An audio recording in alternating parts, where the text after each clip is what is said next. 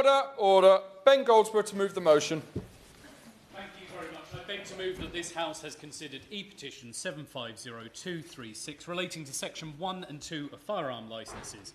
It's a pleasure, as always, to serve under your chairmanship, Sir Alec. I refer honourable members to my register of interest. In preparation for today's debate, I spoke with experts on both sides of this debate. I want to thank everyone who took the time to speak with me, including the petitioner Lisa, the British Association of Shooting and Conservation, the Association of Professional Shooting Instructors, the Gun Control Network, and a Professor of Criminology. I also want to thank everyone who took the time to meet with me and thank the excellent staff of the Petitions Committee for their support. Colleagues will be unsurprised to hear that there were strong views expressed on both sides of this issue. But what impressed me most was the broad agreement I found about the need for legislative reform and the need to ensure safety. I know honourable members here today represent constituencies which have been touched by gun violence tragedies in recent years. I trust that everyone here will agree we must be on full listening mode when hearing from those colleagues. We all want the very best for our constituents. We all want to ensure that they are kept safe, and it's crucial that, even when members disagree, today's debate is kept respectful. Of course. On that point, would the honourable gentleman agree it's vital that we consult fully the farming community? Shotguns are not just a sporting accessory to farmers, they're an essential aspect of their life to control vermin. So will he ensure that this debate carries on? I mean, the last government wisely decided not to proceed with this. We've had separate legislation since 1920. This is really important for farmers, so the government should be very wary about proceeding with this. I thank the right honourable member for his intervention there, and later on I will be addressing those very issues within my speech. We also need to be clear about what today's debate is about. We are discussing a specific policy point, a proposal to merge Section 1 and 2 of firearms licensing. In other words, to align licensing controls on shotguns with those that already apply to rifles. In introducing this debate, I will do my utmost to explore how we can protect the shooting industry and rural economy, to tidy up and update the legislative framework, and to ensure the safety of all our constituents. Because at the heart of this debate is about balance. It's about recognising the legitimacy of lawful shooting and the economic and cultural contribution it makes. On that point, yes. I'm grateful he's making an excellent speech. I just want to pay brief tribute to a stalwart of the British Association of Shooting and Conservation, Christopher Graffius, who died in his sleep last week. There were many issues on which we had different views, but he was extremely kind and helpful to me when I was a Shadow Minister. He had a huge depth of knowledge and passion for the countryside, and he would have been following this debate closely. He was a true gentleman, and I hope my honourable friend will agree with me that we will all miss his kindness, integrity and fellowship. Excellently put by my honourable friend, and all of us that have had the pleasure of spending time with Christopher want to send our heartfelt condolences to him and his family, because he was, as you rightly say, a gent. So we need to make sure that we respond to the risks to protect the vulnerable and to ensure our laws reflect the reality of the world we live in today, not the world that it was 60 years ago. So let me begin by setting out clearly where we are. There are around 500,000 gun owners in the United Kingdom, roughly 1% of the population, and of those, around 90% use their firearms for leisure, for sport, or for legitimate countryside management. The overwhelming majority of those owners are responsible. The National Crime Agency has said that firearms certificate holders are highly unlikely to be involved in serious and organised crime. That is an important fact. It deserves to be stated clearly in this House. The shooting sector is also economically significant. It contributes £3.3 billion a year in gross value added to the UK economy. It generates £9.3 billion in wider economic activity and supports an estimated 67,000 full-time equivalent jobs. And those jobs are not just abstract, they're jobs in rural pubs, hotels, jobs in small family-run retailers, jobs in manufacturing, in tourism, in land management, in pest control. They are jobs that sustain rural communities and working people across our country. In constituencies like mine in South Norfolk, and in many represented across this House, the leisure sector is not a lifestyle choice. It is the backbone of the local economy. And we must always be mindful that decisions taken in Westminster have real-world consequences in those communities. At the same time, our legislative framework is undeniably outdated. Much of this dates back to the 1960s, and while amendments made since then, particularly after tragedies such as Dunblane, which have strengthened safety, the overall framework has evolved in a piecemeal way. These reforms include the ban on handguns, were necessary and proportionate responses to unimaginable horror. They reflected the will of the public and the duty of Parliament to act in the interest of safety. And I do not believe anyone serious about public safety would suggest reversing these protections. But it is equally true that legislation cannot stand still because the world does not. As a law... I think he is making some very important points, but does he note that the Law Commission, in its report in 2015, report on firearms, did not recommend moving Section 2 to Section 1, and even though he references the points made to do with previous instances, despite that, in 2015, the Law Commission was very clear in its recommendations to the government at the time. Thank the honourable member for his intervention. Later on in my speech, I'll be addressing some of the reforms that I think are needed within firearms. There's pressures on 3D printed firearms, amendments, adaptions, those sort of issues I think are more important as a pressing matter that we need to address, but I'll go on to that later on. As a law currently exists, there is a clear distinction between Section 1 and Section 2. Under Section 2, an individual may obtain a shotgun certificate and, once granted, may own multiple shotguns without specifying each individual firearm in advance. Under Section 1, the process is more restrictive. Applicants must demonstrate a good reason for each firearm. Each weapon must be individually authorised, and use is generally restricted to specific land and subject to police oversight. That distinction reflects differences in use, in tradition, and in lethality. Fortunately, gun violence in the United Kingdom remains rare by international standards. In the year ending September 25, there were 4,851 recorded firearms offences in England and Wales, a 9% decrease on the previous year. That is welcome progress, but behind those numbers are still lives lost, families grieving, and communities changed forever. I'm just going to continue a little bit. In the year end March 25, 32 people were killed by shooting. And when we look more closely, we see deeply troubling patterns. More than 60% of women killed with guns were shot using a licensed firearm. That statistic should give every one of us a pause in this chamber. But it reminds us that the greatest risks often arise not from organised crime, but from breakdowns in systems that are supposed to protect people. Domestic abuse featured prominently in many of the conversations I had for this debate. Firearms in the home can be used not only as weapons, but as tools of coercion and control. Their presence can deepen fear, it can make escape feel impossible, and it can turn moments of crisis into irreversible tragedy.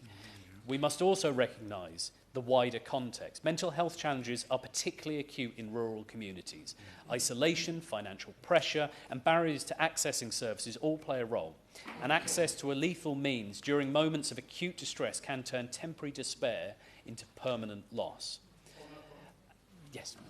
I'm very grateful to the member giving way, and I should alert you, Mr. Alex, that I am the chairman of the British Shooting Sports Council. But on that point about mental health issues, would you agree that medical markers on doctors' records would be a perfect solution to that particular problem, rather than necessarily doing what we're proposing today? I thank the honourable gentleman, and I think he's read a bit of my speech going forward. At a time of technological change, it is introducing new risks. Converting blank-firing weapons, imitation firearms, and emerging technologies such as 3D printing are changing the landscape of firearms crime. These developments do not respect boundaries of legislation written decades ago. So we face a dual responsibility. We must protect public safety, and we must do so in a way that is fair, proportionate, and grounded in evidence. The petition before us today, signed by more than 121,000 people, reflects genuine concern. Many petitioners fear that merging Section 1 and Section 2 licensing would increase bureaucracy, create delays, and impose additional costs without delivering meaningful safety benefits. Those concerns are not just abstract, they reflect real frustrations with an already stretched licensing system. Many applicants experience long waits. Many police forces face capacity challenge. I'm just going to make way. I'm just going to continue. So I'd ask the Minister to ensure that any proposed changes are accompanied by robust economic modelling, including the potential impact on rural businesses, on employment and on participation. I give way to I thank the honourable gentleman for giving way, Sir Alex, and as chair of the committee, I can say he's doing a damn good job. I thank him. The Father House referred to farmers needing shotguns to control vermin, and the crofters in my constituency have a huge trouble with hoodie crows who come to peck the eyes out of lambs, and no wonder they need their guns. I wish the Scottish National Party was here today, because policing in the north of Scotland is a shadow of what it was, and this will put an additional strain on those cops. They haven't got the time to do all this. I thank the honourable member for that intervention there. I'm just going to make this. I'm just going to make it some. So, if changes is because we must never fall into the trap of believing that good intentions alone are sufficient. Policy must be judged on outcomes. We must also recognise the distinct nature of different firearms. Shotguns and rifles serve different purposes. They have different characteristics. They're used in different contexts. Farmers and pest controllers rely on shotguns as tools of their trade. Any reform must recognise that reality and ensure that legitimate working use is protected. At the same time, there are clear and practical steps we can take to strengthen safety without imposing unnecessary burdens. We can ensure the licensing decisions are informed by the fullest possible information, including appropriate engagement with medical professionals. We can strengthen safeguards in cases involving domestic abuse. We can modernise licensing systems, embracing digital technology to reduce delays, improve consistency and free up police time. We can... I'm just going to keep making progress. We can ensure that legislation keeps pace with technological change, closing loopholes before they can be exploited. And we can ensure that our approach is coherent, joined up and fit for the 21st century. Because ultimately this is not about choosing between safety and the rural economy, it's between recognising that both matter, that both deserve our attention and that good legislation must deliver both. In my constituency and constituencies across the country, people expect us to get this right. They expect us to listen carefully, they expect us to act responsibly, and they expect us to put safety first whilst also respecting lawful activity and rural livelihoods. This debate is not about ideology, it's about responsibility. Responsibility to victims, responsibility to rural communities, responsibility to the many thousands of people who participate in shooting safely and lawfully. So let's approach this issue in that spirit, not seeking easy answers, but seeking the right ones. Not driven by fear, but guided by evidence. And not choosing between safety and prosperity, but delivering both. Because when we get legislation right, when we listen, when we act thoughtfully and carefully, we strengthen not only public safety, but public trust. And that is our most important duty of all. Order. May I just ask members to remain standing for a moment who want to speak, and members probably know that it is helpful to put their name in beforehand because they will be on the list to speak and they will be called before anybody else. This is a long debate. It does go on till 7:30 p.m. Members are expected to be back in for wind-ups, and as it is such a long debate, those wind-ups may come before members are expecting. Some members have approached me and offered apologies, which I have accepted for prior commitments, but I do expect everybody else to follow the protocols. So the question is that this House has considered e-petition 750236 relating to Section 1 and 2 firearms licensing. John Lamont. Thank you, sir. It's a pleasure to serve with you in the chair. And I would like to start by thanking the Honourable Member for South Norfolk for bringing forward this debate on behalf of the Petitions Committee in the way and the manner in which he did so in a very measured speech, I felt. I also start by recognising some of the deeply emotive and tragic cases that have been raised as part of this wider debate, and perhaps has been the motivation for some of the changes that are being proposed by the government. These are incidents that shock us all, and I know that the thoughts of everyone in the House will be those affected. It will be with those affected by gun crime. And I would like to thank the more than 400 people in the Scottish Borders who have signed this petition, along with the 120,000 people across the United Kingdom. I would also like to thank the many constituents who have contacted me to express their concerns over these proposals, including Paul Allison and Rob Pyle, both from Hoyk, Jeremy Beattie from Lillesleaf, Mary McCallan from Lauder, alongside many, many others. The Government's proposal to merge Sections 1 and 2 of the firearms licensing has caused deep concern in our rural communities. Shooting is worth £3.3 billion to the UK economy and generates 67,000 full-time jobs, many of which are in my constituency in the Scottish Borders. This proposal would represent one of the most significant shifts affecting countryside industries in decades, and most importantly, it would not make people feel safer. The United Kingdom already has one of the most effective and strictest systems of firearms licensing in the world. Between April 2024 and March 2025, only 4 homicide cases involved a licensed firearm, a similar number to the previous year.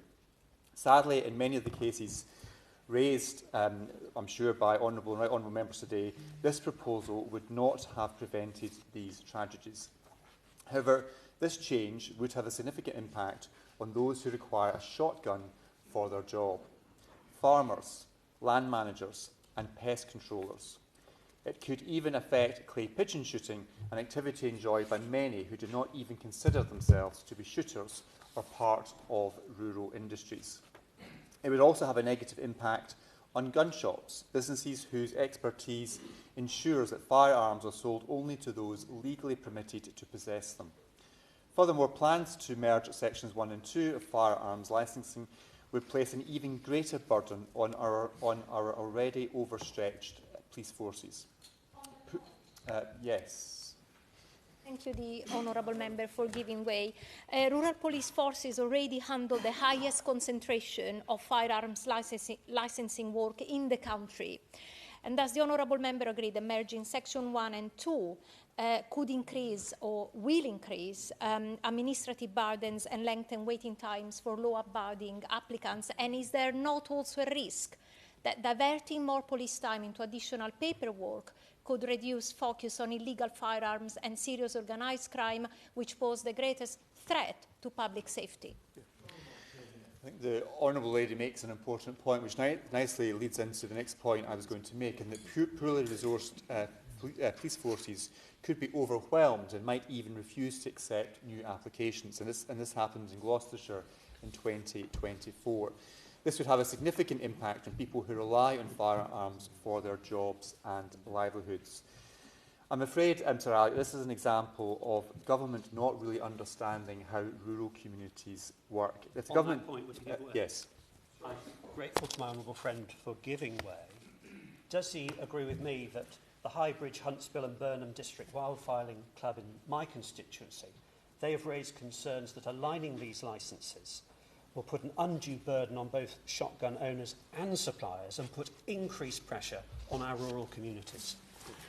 My honourable friend is absolutely right. I don't know the club in question, but they make the same point that many of my constituents have made and others have raised as part of the debate on this proposal. Now, if the government wishes to improve public safety, I would encourage them to accept the proposals, which have been backed by organisations such as BASC, for mandatory medical markers. This would ensure that medical concerns are identified as they arise, rather than waiting for licence renewal. Now, this proposal, I believe, has cross-party support and industry support, yet the government has thus far rejected it.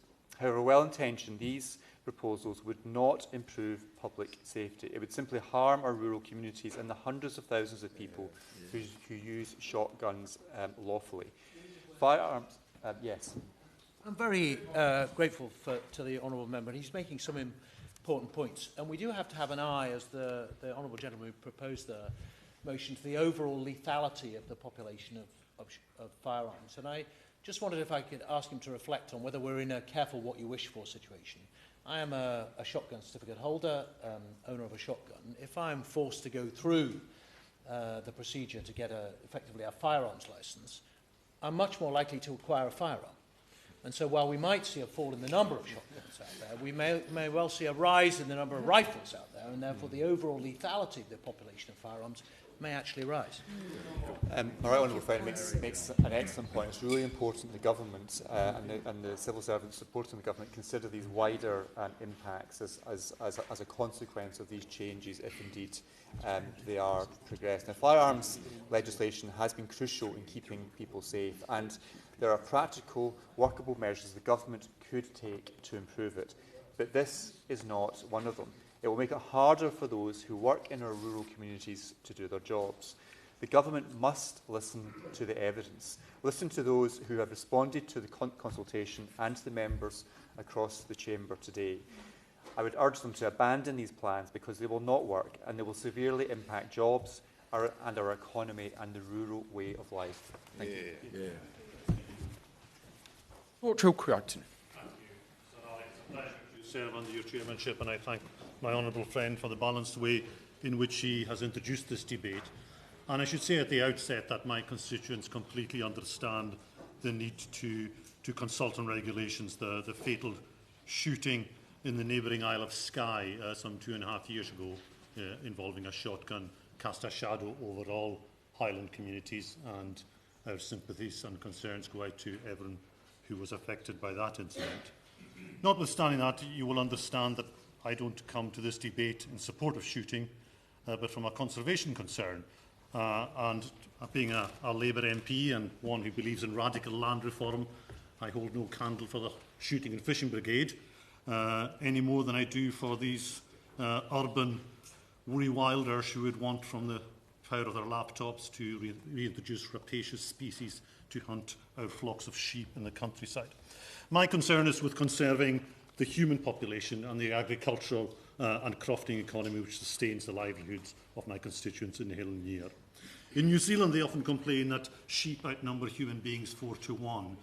In my archipelago, greylag geese outnumber our sheep 10 to 1. And these marauding flocks of greylag geese, thousands of them, literally thousands of them, the largest breed of geese in the British Isles, now find their permanent home feeding on the macher grass and the crofts of the Western Isles, which my crofting constituents crop and use to feed livestock. And according to the Scottish Crofters Federation, and I declare my membership and support for that organisation, we have gone beyond the tipping point where these birds are causing significant damage to crops and grass. And the problem is particularly acute in Uist and Benbecula, where geese can be seen at any time of day or night and in any season feeding on the precious grassland. And the damage the geese are causing to the crofting system, and dare I say to the distilling process, because the North Uist distillery, which produces Downpour gin, relies on the locally grown grain, is now dangerous. The Uist short oats, and the strain is over 1,000 years old, is dying out and is in such short supply that the seed is now not available for crops all year round. As one of my correspondents put it, we're unable to buy this seed because it's in such short supply because the flipping geese have eaten it all. Now, what does this all have to do with shotgun licensing? There is a cull of geese, fully supported by Nature Scotland, the national nature agency, but the cull, and by implication the oats, and by implication the economics of crofting in Uist, depend on having local marksmen to shoot the geese. And I met with the Uist Goose Group a few days ago to hear their concerns. They are, like the vast majority of people who hold gun licences, the most law-abiding people you would care to meet. They take their responsibilities in terms of firearm licensing and in terms of their culling work very, very seriously. And they are seriously good marksmen as well, Mr. Chairman. One of their members represents the Western Isles at clay pigeon shooting, which would also be affected by this change in regulation, and competes at national level. And the shooters have been reporting difficulties in getting gun licence of late, and this has occasionally led to individual marksmen not being available to take part in the cull when required. Now, these islanders are not against firearms regulations, far from it. They see the logic in consolidating licences, but they see practical difficulties too. The reclassification of shotguns would increase their own administration for getting properly certified, and the rising cost of licences is acting as a disincentive to new entrants to this scheme. And there's concern that the shooting and culling skills will not be passed on if there are not new entrants who come through either clay pigeon or by holding and handling shotguns. And their own worry is that their skill, which must be, of course, maintained and repeated in order to be kept at a high level, will be lost as well. And the administrative concerns and the practical difficulties for island and rural geographies would also involve the storage of weapons and ammunition, shotgun cartridges being obviously much larger in volume than the .223 gauge bullets that are commonly used in shooting. And there's also the issue of transferring shotguns between licence holders and dealers, borrowing and lending under current regulations is common enough practice, where there are a limited number of guns and a limited number of shooters, and not all are available at the same time. And the burden of administration would not only fall on the licence holder, but also on the police firearms licensing unit, and my constituents speak very highly of the Highland firearms officers and their expertise, but also have an effect on the limited number of licensed dealers, firearms dealers in the Western Isles and the West Coast. There is, of course, a tourism impact and the concern that shooting parties would be lessened under the new legislation, but as I said at the beginning, I hold no candle for the sporting lobby or shooting any more than I do for radical conservationists. My concerns, which I hope the Minister and the Government take into account when considering any changes, is with the protection of crofting and croft land from the menace of grey-lag geese and perhaps the unforeseen consequences of a change in regulation. Our manifesto in 2024 promised to promote biodiversity and protect landscapes and wildlife. And when it comes to crofting agricultural practice in the Hebrides, especially in the Macher, we need to cull the geese, not to maintain the diversity of the ecosystem, but also to maintain the rural population and to protect us all. Thank you. Dave Dugan. Thank you, Sir Alan. It's a pleasure to serve under your chairmanship. First of all, I'd like to correct the record. As you can clearly see, Sir Alec, the SNP are very much in this debate, contrary to the claims of the Honourable Member Caithness Sutherland and Easter Ross. I will indeed give way. I think it is only fair, Sir Alec, that I offer an abject apology to the Honourable Member, and a large refreshment will be his later today.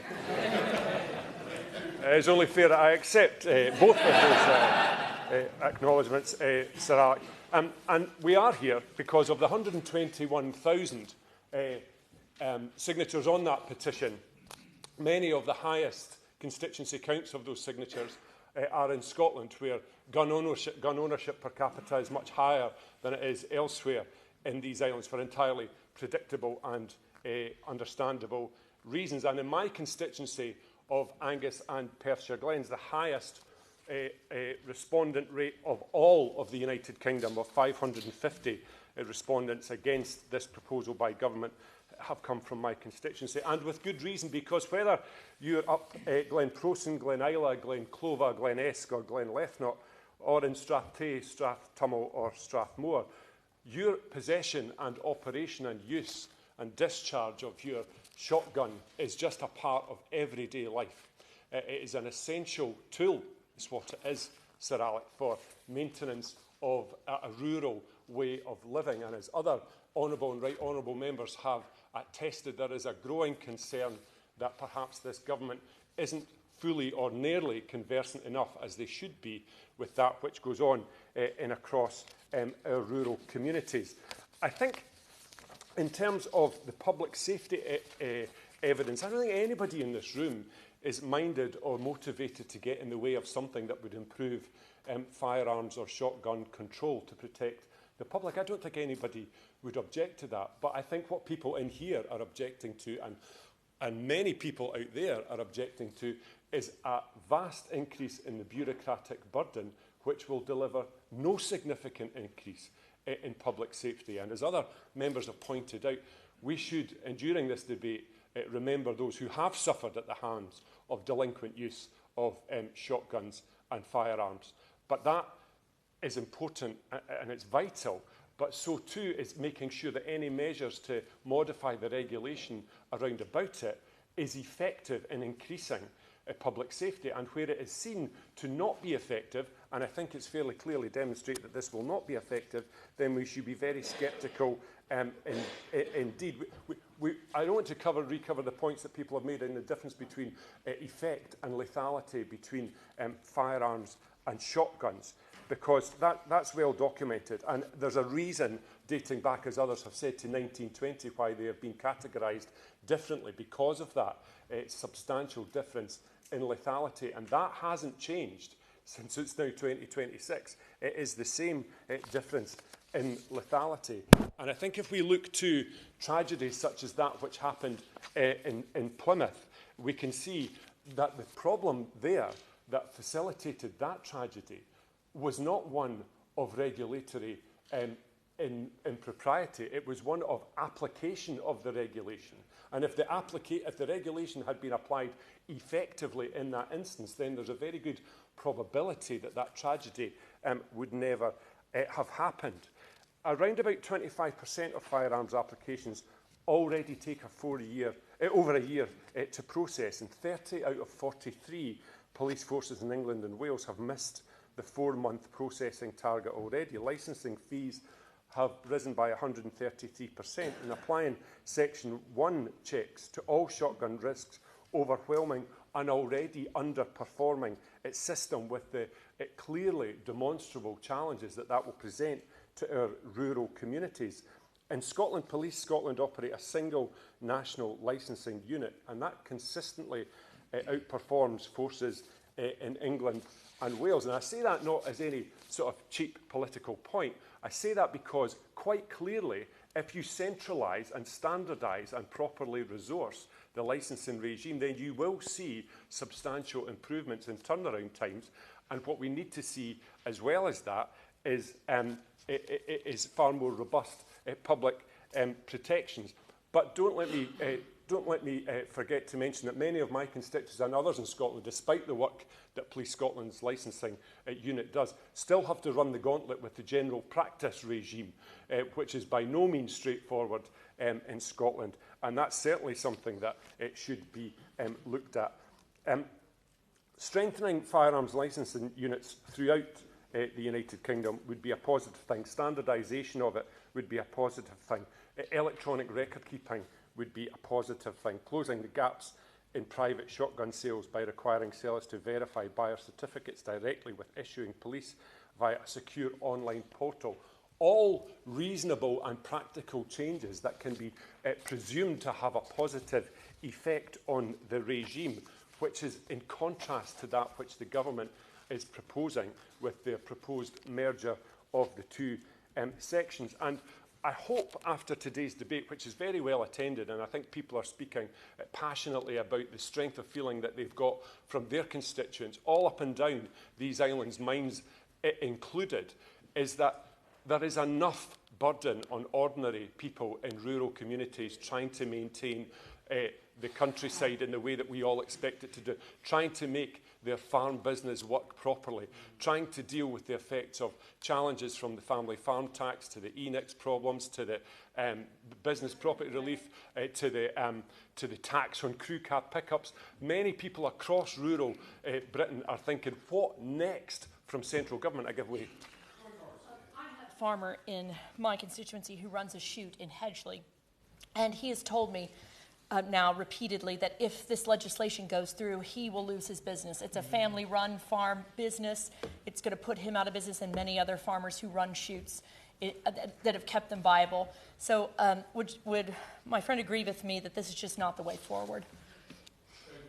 I completely agree with the Honourable Lady that the government has to look again at this, has to listen very carefully. And I know so there's a very serious minister that's come to speak to this today, so I'm hopeful that we'll get some very clear remarks from government about how they intend to properly interrogate the consultation, to divine from the responses within that consultation precisely the serious nature that licence holders take this issue, and that they're not looking for an easy life. If they were looking for an easy life, they wouldn't be in the employment that they're in just now. They're not looking for any shortcuts or anything like that. They look forward to a robust regime, but one that respects and understands the rural way of life. Thank you. Julie Minns. It is a pleasure to serve under your chairship, and can I thank my honourable friend, the member for South Norfolk, for introducing this debate. I should also like to put on my thanks to the 323 residents of my Carlisle constituency who signed this petition, and the many more constituents who contacted me directly about this matter. Now, it goes without saying that our first duty as legislators should be to safeguard the public. But in doing so, we also have a responsibility to ensure that any change we make is evidence-based, proportionate, and operationally sound. Any loss of life is a tragedy, and it's important that lessons are learned, but most importantly, in responding to tragedy, we must be mindful to be led by the evidence. I note in their response to the petition, the government states that, and I quote, that legally held shotguns have been used in a number of homicides and in other incidents in recent years, including the fatal shootings in Plymouth in 2021. They go on to say that recommendations relating to strengthening shotgun controls have been made to the government by the coroner in his Preventing Future Deaths report issued in May 2023. Now, I would like to place on record my deep felt sympathy for the family and friends of all of the victims of that incident and all of those of other shootings. I have, however, taken time to read the coroner's report and note that the coroner made several recommendations, including nationally accredited training for firearms licensing staff, proper assessment of medical information, ensuring decisions are made at the correct seniority level, improved oversight, governance and audit systems, clearer guidance and consistent application of national policies, and better communication and information sharing. All recommendations, I would believe, are supported right across the House. However, the coroner was silent on the merging of the two licensing regimes. Now, that's not to say there may not be advantages in doing so, but rather we need to be clear that the coroner's report in that case did not necessarily recommend it. Across the shooting sector, key organisations, as we've already heard, including the Clay Pigeon Shooting Association, the British Association for Shooting and Conservation, as well as the National Farmers Union, have raised significant concerns about potential changes. They argue that merging the two licensing systems is unnecessary and disproportionate, that current evidence does not support the claim that such a merger would enhance public safety, and with those concerns in mind, I believe it's also important to note that crime involving legally held firearms remains at historically low levels. At the same time, evidence suggests the licensing departments in our local police forces have been overstretched and inconsistent in applying guidance as it stands. Adding hundreds of thousands of additional shotgun holders into a system designed for far fewer Section 1 applicants does, I believe, risk creating unmanageable delays and increasing the administrative burden and the substantial costs to both certificate holders and the police. This has consequences far beyond the shooting sports community. Rural economies, pest control, game management, conservation and the businesses that rely on seasonal shooting activity could all be placed under pressure. I'm very grateful to the Honourable Lady. She's making a very strong point about evidence-based policy making. She'll be aware of the inevitable truism of what we do in this place, and that is that we need to draw lines in terms of legislation between freedoms and responsibilities, between rights and public protection in this case. I mean, she acknowledges the fact that the government should certainly keep this matter under review, and has come forward with a set of proposals, and like many other speakers seems to be opposed to this particular proposal. But does she agree that the government should have the opportunity to at least review these policies? And but is she effectively saying that the government needs to go back to the drawing board and look at this matter again? I thank the Honourable Gentleman for his intervention. I think it's absolutely incumbent upon any government to carefully consider any issue, and in this regard I would certainly be urging the Minister to approach the consultation with an open mind and not having a predetermined outcome for the conclusion. For many, this proposal represents a far-reaching regulatory shift with consequences that may not have yet been fully understood. The anxiety that's been expressed to myself and other members is not rooted in resistance to safety. My constituents want safe gun use. They want dangerous individuals to be prevented from accessing firearms. What they question is whether creating a larger, potentially more congested system will achieve these outcomes, or whether it risks the opposite by overwhelming the very departments responsible for ensuring public safety and taking away what are incredibly useful and effective pest control tools from farmers, landowners and pest control agents. There are other more targeted and effective steps that might be taken. Properly resourcing our police licensing teams, ensuring consistent national standards and rigorous application of the Home Office's statutory guidance should be the priority, so that those who should never have access to a shotgun do not get one under any licence, and those who use them responsibly in their work and on their land are not penalised for doing so. I therefore urge ministers to ensure that any reform focuses on what will genuinely improve safety.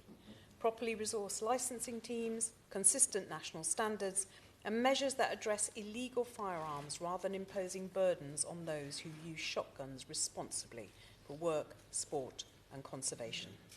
Sir Alec, evidence, not symbolism, must guide our decisions.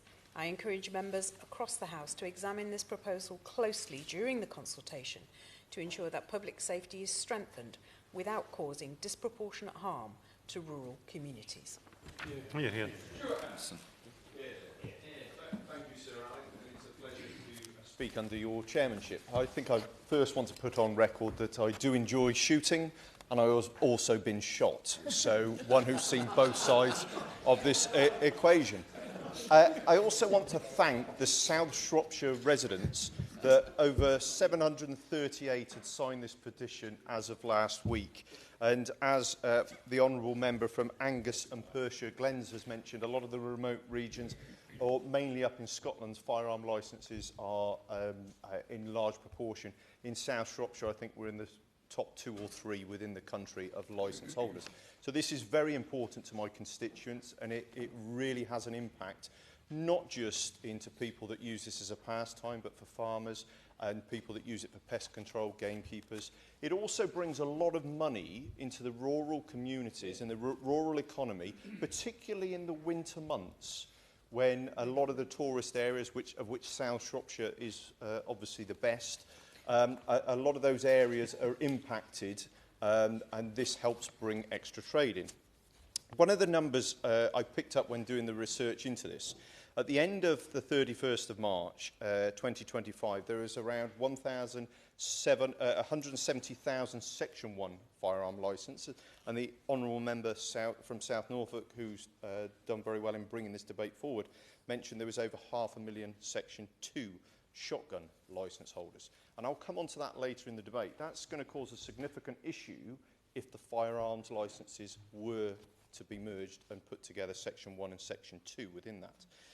A lot of the differences have been mentioned, but it's not just based on the recognition of lethality, but we're also looking around the constraints of user profile, how they're going to use them, which circumstances they're used, which starts to get very complex between the 2 different licences, between Section 1 and Section 2.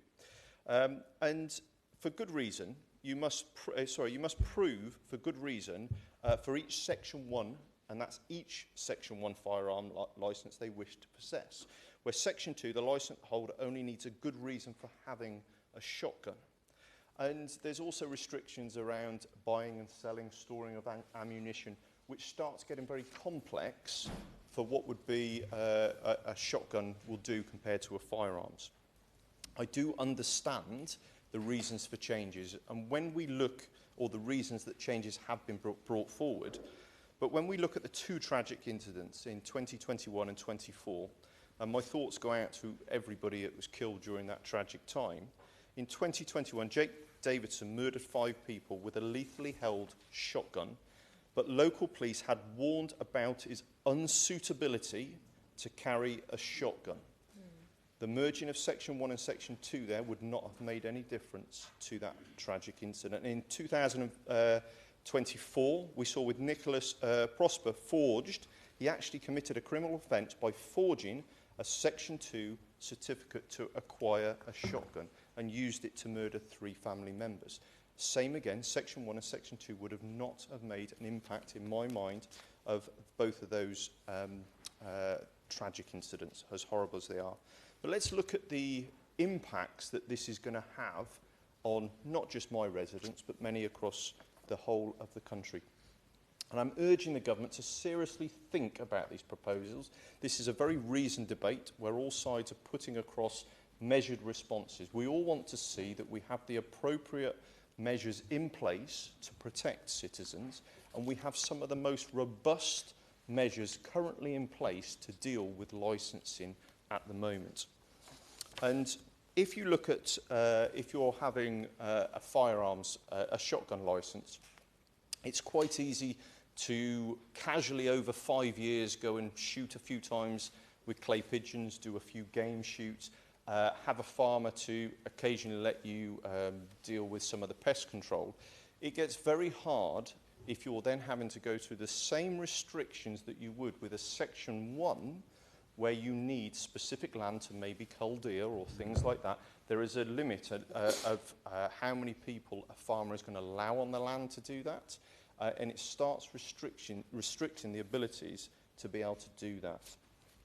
And BASC have done, I must also declare I'm a member of BASC, but they have done some extensive research that looks upward of between 1 and 3 billion of the GVA, which shooting currently contributes, is at risk of being lost overnight, as well as 20,000 jobs within that. And there's a huge amount of conservation that goes unnoticed within this. And we're looking at probably around about 500 million per annum of the 2024 value of shooting report goes into conservation. That would be lost. There would be a reduction in shooting that would lead to fewer cover crops, less predator control, the list goes on and on. There is a huge impact that this would have to conservation as well. And look at our farmers. Let's turn to the great work that the farmers do. And we've heard through different people here the impact this would have on farmers. I grew up on a farm, and pest control was, I grew up working on a farm, didn't live on the farm. Pest control was part of an everyday life for farmers of what they had to do. Honourable members pointed out there about the crows and different things like that. If you have to go through a Section 1 firearms licence for pest control on a farm, it is not going to happen. There is going to be a huge impact that's going to have on there. The administrative burden on farmers with everything else that they've got to go through this as well is going to have a massive impact. And it does feel, I've spoken to many of my local farmers, this is another attack on their rural way of life. Yeah. I will, yes. My honourable friend is making a strong point about the administrative burden, but would you agree with me that probably the most burdensome element would be the restrictions placed on ammunition? That's it. And in particular, individual licence holders would obviously have a limit on the amount of ammunition they could own at any one time. The recording of, I think there's something like 250 million cartridges sold every year in the UK that would all have to be recorded, auditable, there'd have to be an audit trail, and probably an inspection regime to make sure people weren't buying more or acquiring more than over their limit. And that this is going to involve enormous numbers of people in the administration of it, and in the end going to result probably in the acquisition of a huge computer system at vast cost, just to track something that is not at the moment identified as a problem. My honourable friend makes a really valid point, and that's often going to be overlooked at this when people are looking at the difference between Section 1 and Section 2. People will bulk order shotgun cartridges. They will be able to pick them up when they need to for a shoot legally with a licence. You can't buy them without that licence. But as I raised at the beginning of the debate, there's about 170,000 Section 1 licences, 500,000 of shotgun Section 2 licences. This administrative burden for the police, I think, will be off the scale. It's going to be hard to even see how they can do that. And that moves nicely on to my next point about the impact within the police there. But the National Crime Agency has stated that legally held firearms, as we have heard, are rarely used in criminal activity. And on top of this, what I mentioned at the beginning, how on earth is any, or most police authorities going to be able to deal with 500,000 Section 1, if they are merged, additional licences going into the same level of Section 1? That is a significant burden, and particularly around, as my honourable friend just mentioned there, on the ammunition, which will be often overlooked when people will buy pallet loads because they are having shoots organised or planned. That's quite a regular thing for people that are shooting week in, week out. And there's a significant burden that I don't believe any police force will be able to deal with under the current constraints that they have. And I speak regularly with my police authority, particularly West Mercia Police do a great job within this, but there are pressures around them on the current system already. I just want to highlight, I know this has been a reasoned debate, but I'd only be fair to put what a few of my constituents have said. Anthony, who regularly shoots, said this is yet another culture war inspired on attack at rural communities. And Tom, who also from my constituency, said the latest proposals seem more designed to punish than legislate. So we're seeing the impact. This is how it's landing out there. And I know that is not the intention. And I know that the government are listening, and we're trying to put across the most reasoned debate within that. There is an alternative solution that the Countryside Alliance have put forward as one suggestion. So the honourable member from South Norfolk had mentioned that people are aware that legislation might need to change, or how this is processed and dealt with.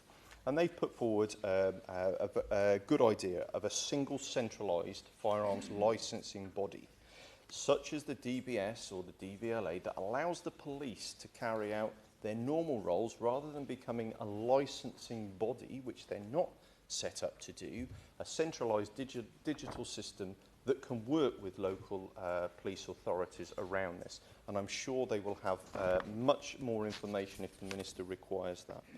But to conclude, to finish off there, Sir Alex, a merger of Section 1 and Section 2, although would set out with good intentions, will have far overreaching consequences that have probably not been thought through in great detail. But what it will result is a loss to the economy, the rural economy, a far fewer number of people with licences, and an administrative burden on the police that will be unsustainable.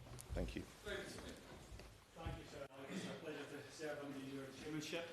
I approached you beforehand to outline, unfortunately I won't be able to be here at the end of the debate, so I apologise to the Minister because of Select Committee business, and that really is a genuine shame, because I think this has been one of the most productive, thoughtful Westminster Hall debates, petition debates that I've had the pleasure to be involved in so far in my short time as Member of Parliament. I'd like to thank my honourable friend for South Norfolk, the way that he opened this debate in very thoughtful terms, covering a wide range of the issues that we do want to put before the government.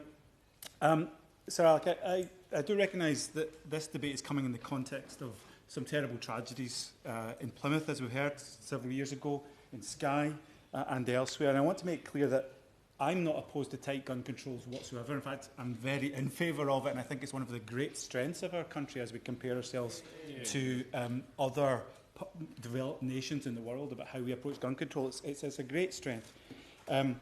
And our thoughts are absolutely with those affected by some of those tragedies. What I would be grateful to the government for, however, is an exemption, at least for farmers, and possibly others, to the merging of Section 1 and Section 2 licences if it does go ahead.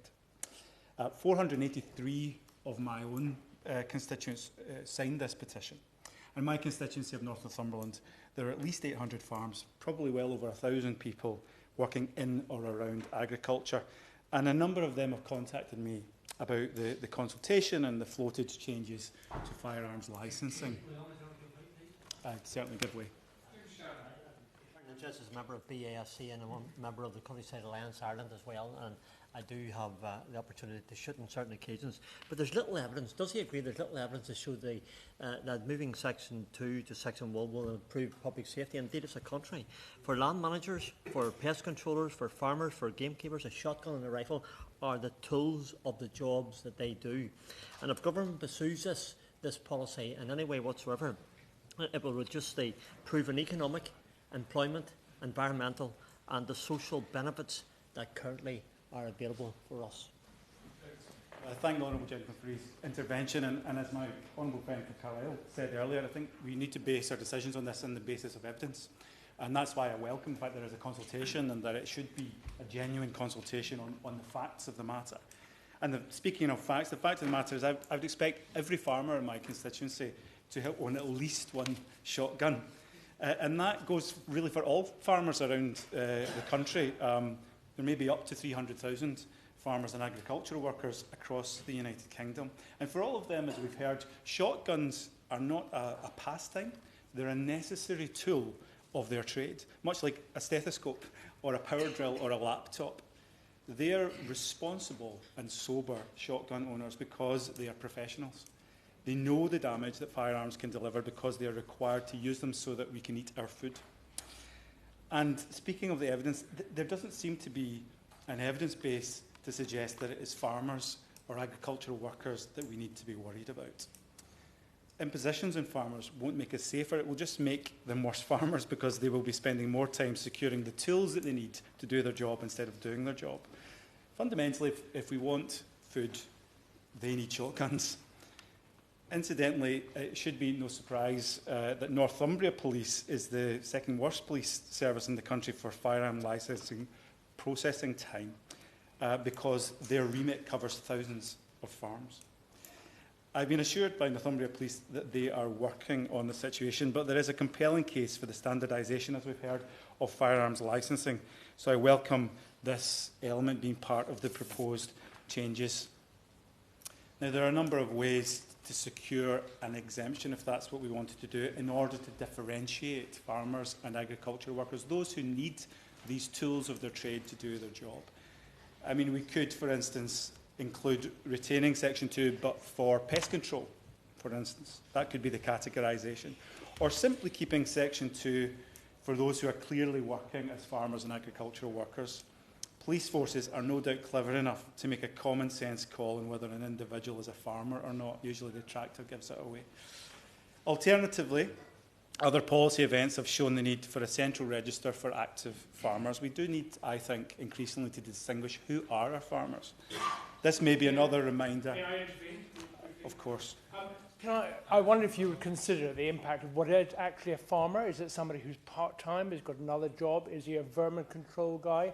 I don't think you can just take out farmers when considering this because it is a multi-rural employment. I thank the Honourable Gentleman for his intervention, and I'm absolutely open to the idea that we would have a broad category of those who need firearms for their jobs. I just know for a fact that my farmers in my constituency definitely do need them, and that would be my starting place. But for my part, I'm very open to that category being wider than just farmers.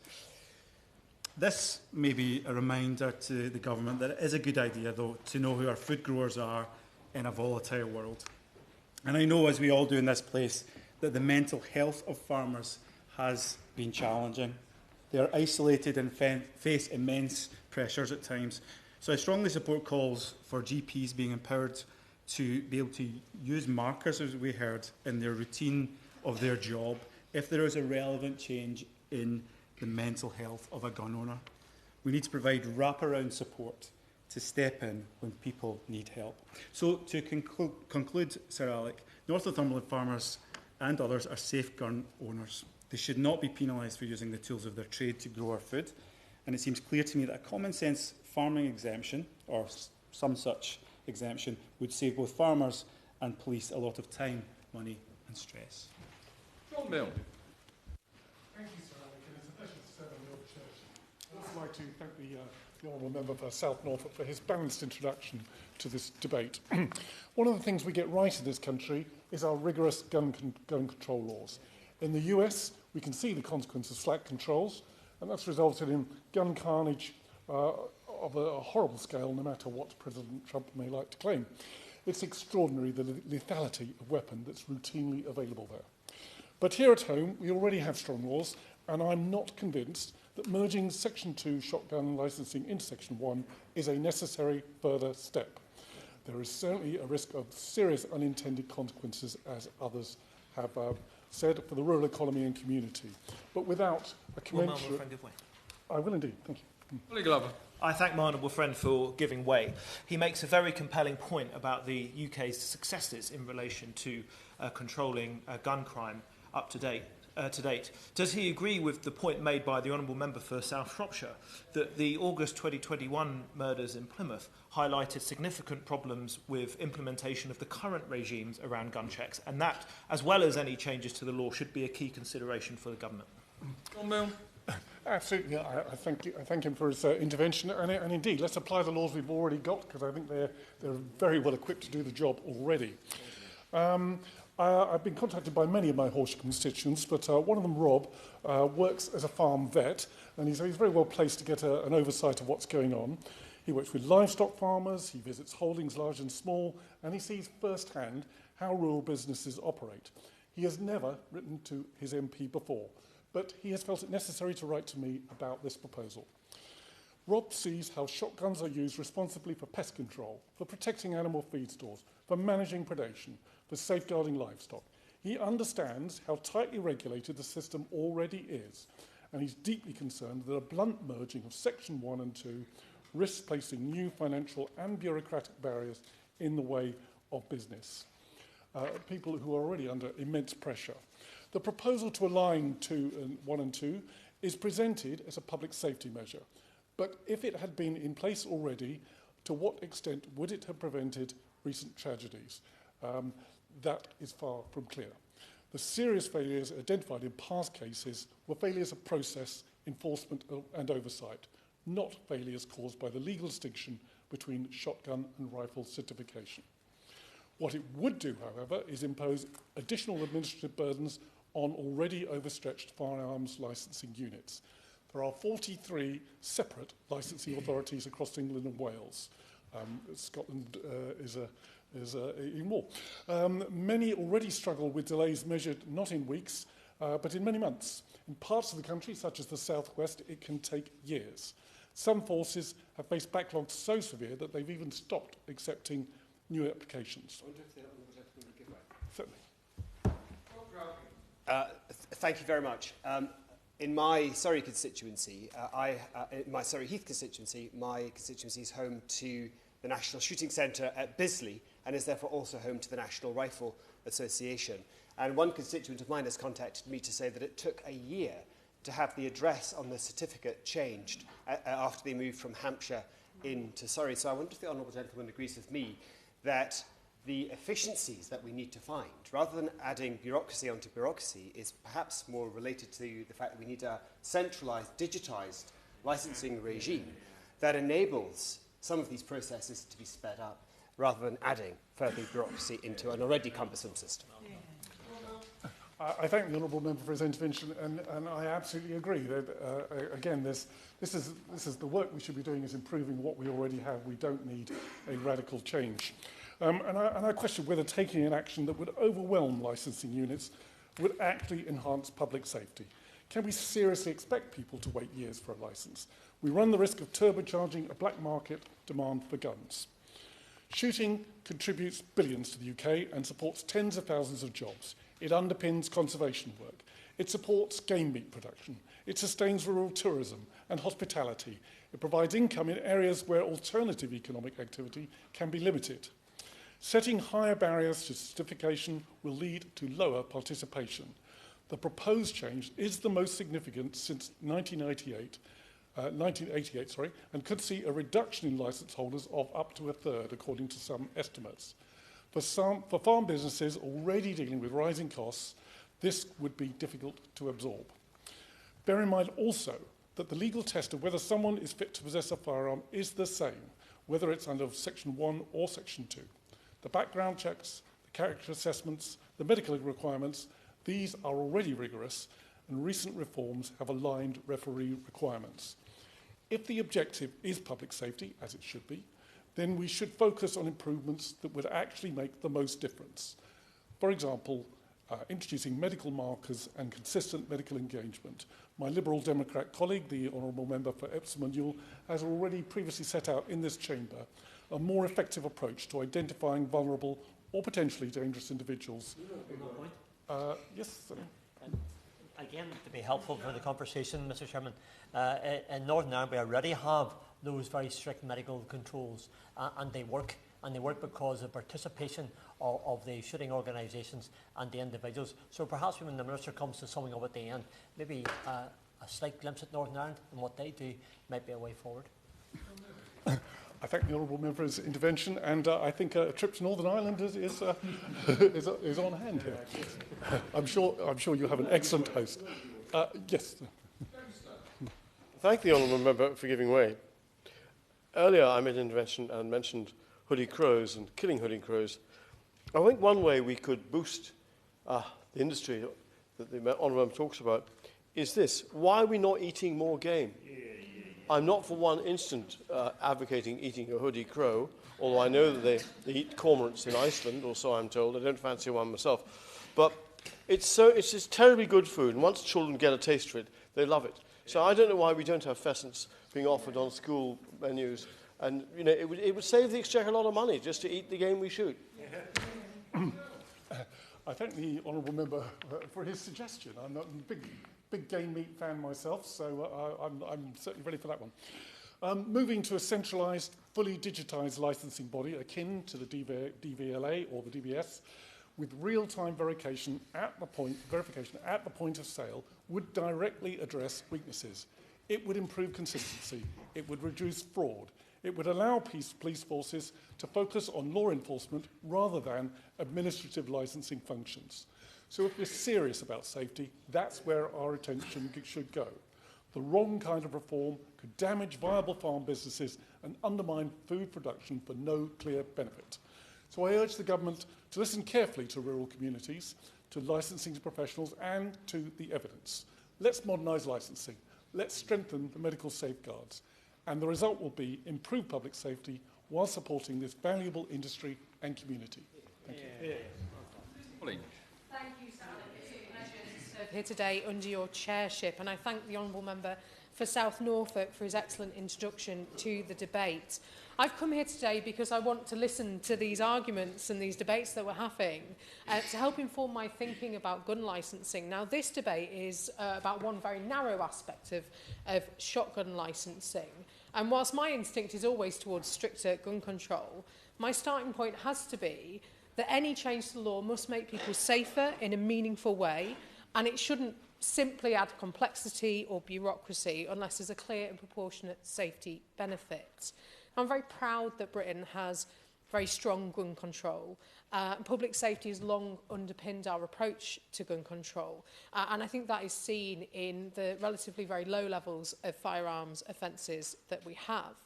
And of course, shotguns have legitimate uses, both for sport and for animal control, and the process for obtaining a shotgun licence is simpler than that of other firearms. Police have to satisfy themselves that the applicant can be trusted with a firearm, that they've got good reason to own one, and that they will not endanger public safety. And at the moment, shotgun licences are generally granted unless there is a good reason to refuse, whereas rifles, which are of course more powerful, require a higher level of proof, require applicants to demonstrate a good reason for use of each firearm. And then the consultation that the government put forward asked whether those tests should be joined together under a single framework to make shotgun applications the same as current rifle rules. So the current framework has worked well, we think, for the vast majority of licence holders, but we have seen tragedies with legally held firearms.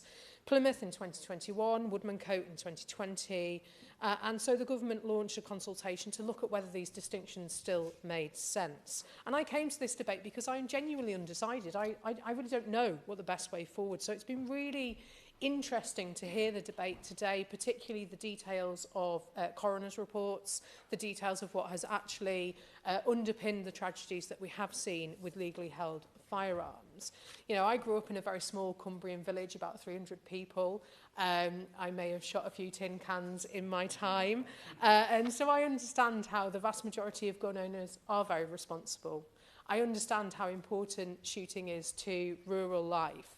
And I've had a number of my rural constituents reach out to me to share how these potential changes would affect their community. And I'm glad that the government is committed to listening to the role shooting plays in the rural economy, in rural culture, And the messages from constituents have really reminded me just how strict the safeguards that are already in place are. Background checks, medical markers, police interviews and renewals every 5 years aren't trivial hurdles. And of course there are substantial differences between the ways that shotguns and rifles are used. Shotguns are generally less concealable, more associated with game and pest control, and they're less commonly used in organised criminality than other firearms. But at the same time, we do have to look at the logic of the system. There are practical difficulties to having different legal tests for different weapons, and it can feel inconsistent to the public, particularly those who are not used to being around guns, who are not used to the legal use of firearms. And, you know, it can be difficult for the police to apply different tests. And of course, those who've been bereaved by gun violence, those who've been harmed by guns, those who work in domestic abuse settings or have experienced domestic abuse themselves where firearms have been a part, will quite rightly ask us, what are we going to do to help prevent future tragedies? And given how deadly they are, of course we need tight controls on weapons. I think everyone here agrees that. And there have already been some really important steps in this area to try and prevent harm. A greater focus on screening for any signs of potential future violence, where reasonable police interviewing partners or household members to spot signs of domestic abuse or other red flags. And I just want to touch for a moment, Sir Alec, on suicide prevention. We know from studies of suicide prevention that restricting the means of suicide can save lives. That's why we have controls on the sales of paracetamol. That's why we have blister packs for medication. Interrupting that suicidal impulse before harm can be caused is really very important.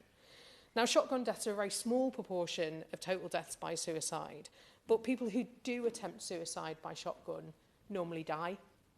And so making it harder to obtain a gun could possibly prevent impulsive acts or accidents. So the question before us isn't whether we want to prevent tragedies. Everybody in this room wants to prevent tragedies. The question is whether aligning these licensing regimes would reduce deaths and serious harms, and whether any benefits would justify the additional burdens placed on applicants and on police forces, and whether there be any unintended consequences. Because I know that police forces are already under pressure with the licensing of firearms. I'll happily give way. The honourable members make an excellent speech and come into this debate trying to find those answers. On the police force side, Westminster is currently taking about 12 months to renew a licence. You have a 5-year licence. Most of my constituents saying, I'm at the 3-year to 3.5-year point, I'm starting to apply. If for some reason you leave it 6 months before, you're going to have 6 months without a licence, and you might need that for the job. So there's all of the job that you do. There's already huge pressures on the police. Does she realise how big a concern that is? I thank the honourable gentleman for his intervention. He makes a very interesting point. We do already have backlogs for firearms licensing. Some people rely on firearms for their living, and you know if there are changes to these licensing laws, they need to come with proper resourcing to make sure that they're actually enforceable, because I think, as we've heard today, what matters, it doesn't really matter what's on the page. What matters is what happens in reality, like any law that we pass. And that needs to be thought about very carefully. So we need to make sure these rules would meaningfully increase safety, not just ramp up bureaucracy, and that they're evidence-led, proportionate and targeted at genuine risk. So, Sir Alec, I'm going to continue listening. It's been absolutely fascinating here today, listening to my constituents, listening to the police, experts in lots of different areas, and I just urge the Minister that any way forward be informed by the evidence and by the practical realities on the ground. John Cooper. Thank you, Sir Alex. Your chairmanship. Scotland's been talked about quite a lot here today, and policing in Scotland is separate, but these changes that are being proposed here would affect Scotland.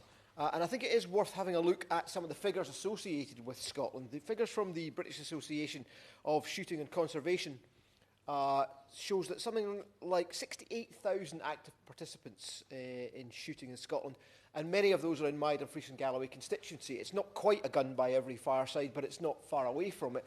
Much of the shooting in my area It is not about toffs. It's not about people helicoptering in to shoot grouse.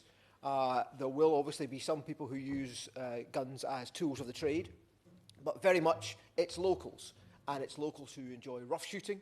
They will keep dogs, and they'll go out of an afternoon, and they will go in the beautiful Galloway Hills, and they may only fire off 1 or 2 cartridges at pheasants, which of course are a non-native species.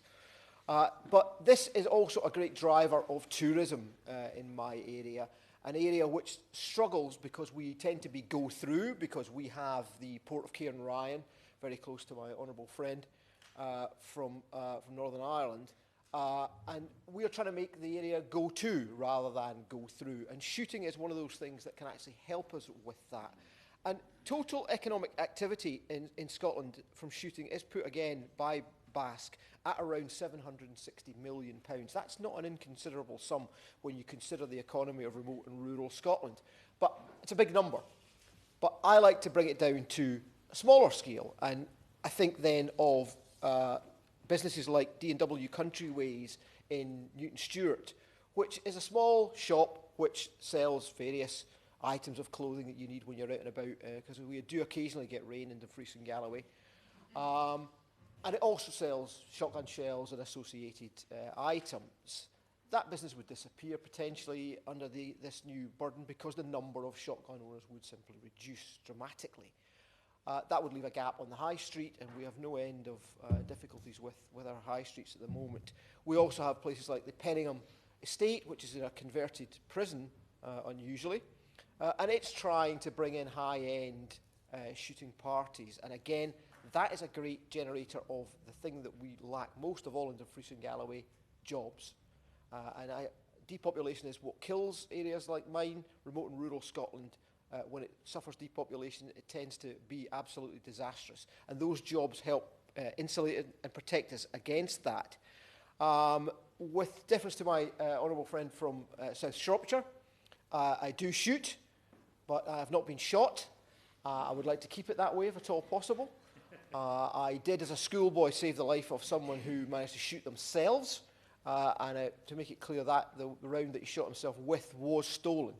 And this is the issue here, is it's very difficult to legislate to prevent criminals doing things. They tend to ride roughshod over the law, obviously. And again, we've heard from honourable members that shotgun owners, firearms owners, tend to be among the most punctilious, careful, law-abiding people. They tend to avoid any involvement with the police, and in fact very often the only contact they'll have with the police is when the police come to check up on their firearm certificates. So I think we are possibly looking at, to coin a phrase, the wrong target here.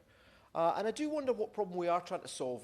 There are obviously issues with horrendous incidents, and they're very, very difficult to prevent, and we must obviously think about the people who are victims of these things. But we do have some of the tightest regulations in the world already. I know how tight it is when I was renewing a shotgun licence and the police came to interview me, and when asked where I kept the shotgun, I jokingly said under my wife's side of the bed because no one ever goes there. The officer said, "Shall I note that down?" I said, "No, let's not go there." But this is a really serious matter, and the tone of the debate is tremendous. But let's not pretend here for 1 second that this is a tidying up exercise. The change here that is being proposed is really quite profound, and the move to merge sections 1 and section 2 would have a really deleterious effect on shooting and thereby on, as I say, the rural economy.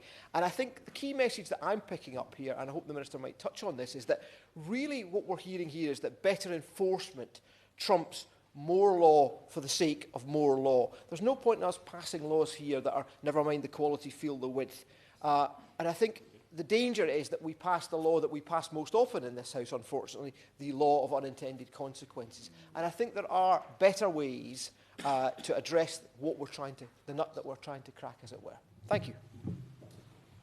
Rupert Lowe. Thank you, Sir Alec, and it's a pleasure to serve under your chairmanship. I should say at the beginning that I am a shooter and a fisherman, as the Honourable Member for the Western Isles referred to, and I'm also an active farmer, so I do all those things. I am entirely opposed to this latest urban metropolitan attack on rural Britain. Merging licences would create yet more delays, more cost, more bureaucracy. Responsible gun owners are not the enemy. Let us be absolutely clear who we're talking about. We're talking about farmers, gamekeepers, sportsmen and women, and rural families. People who follow the law to the letter. People who store their firearms safely. People who undergo background checks, police scrutiny, and ongoing oversight. These are not criminals. They are among the most law-abiding people in Britain. Keeping Section 1 and 2 licensing separate recognises an important distinction in both law and practice. These systems have existed for decades, and they work. They provide proper oversight while allowing legitimate, responsible ownership. Merging them would not target criminals, because criminals, by definition, do not apply for licences. They do not fill out forms. They do not submit to background checks. They do not follow the law. They do what they want. They do not care about what we say in this place. I will give way. I thank the honourable gentleman for giving way, and I appreciate the point he's making. But does he accept that there are instances where firearms have been lawfully obtained by people without a previous criminal record, and yet where they commit harm, particularly to themselves or someone very close to them? Thank you, Chairman.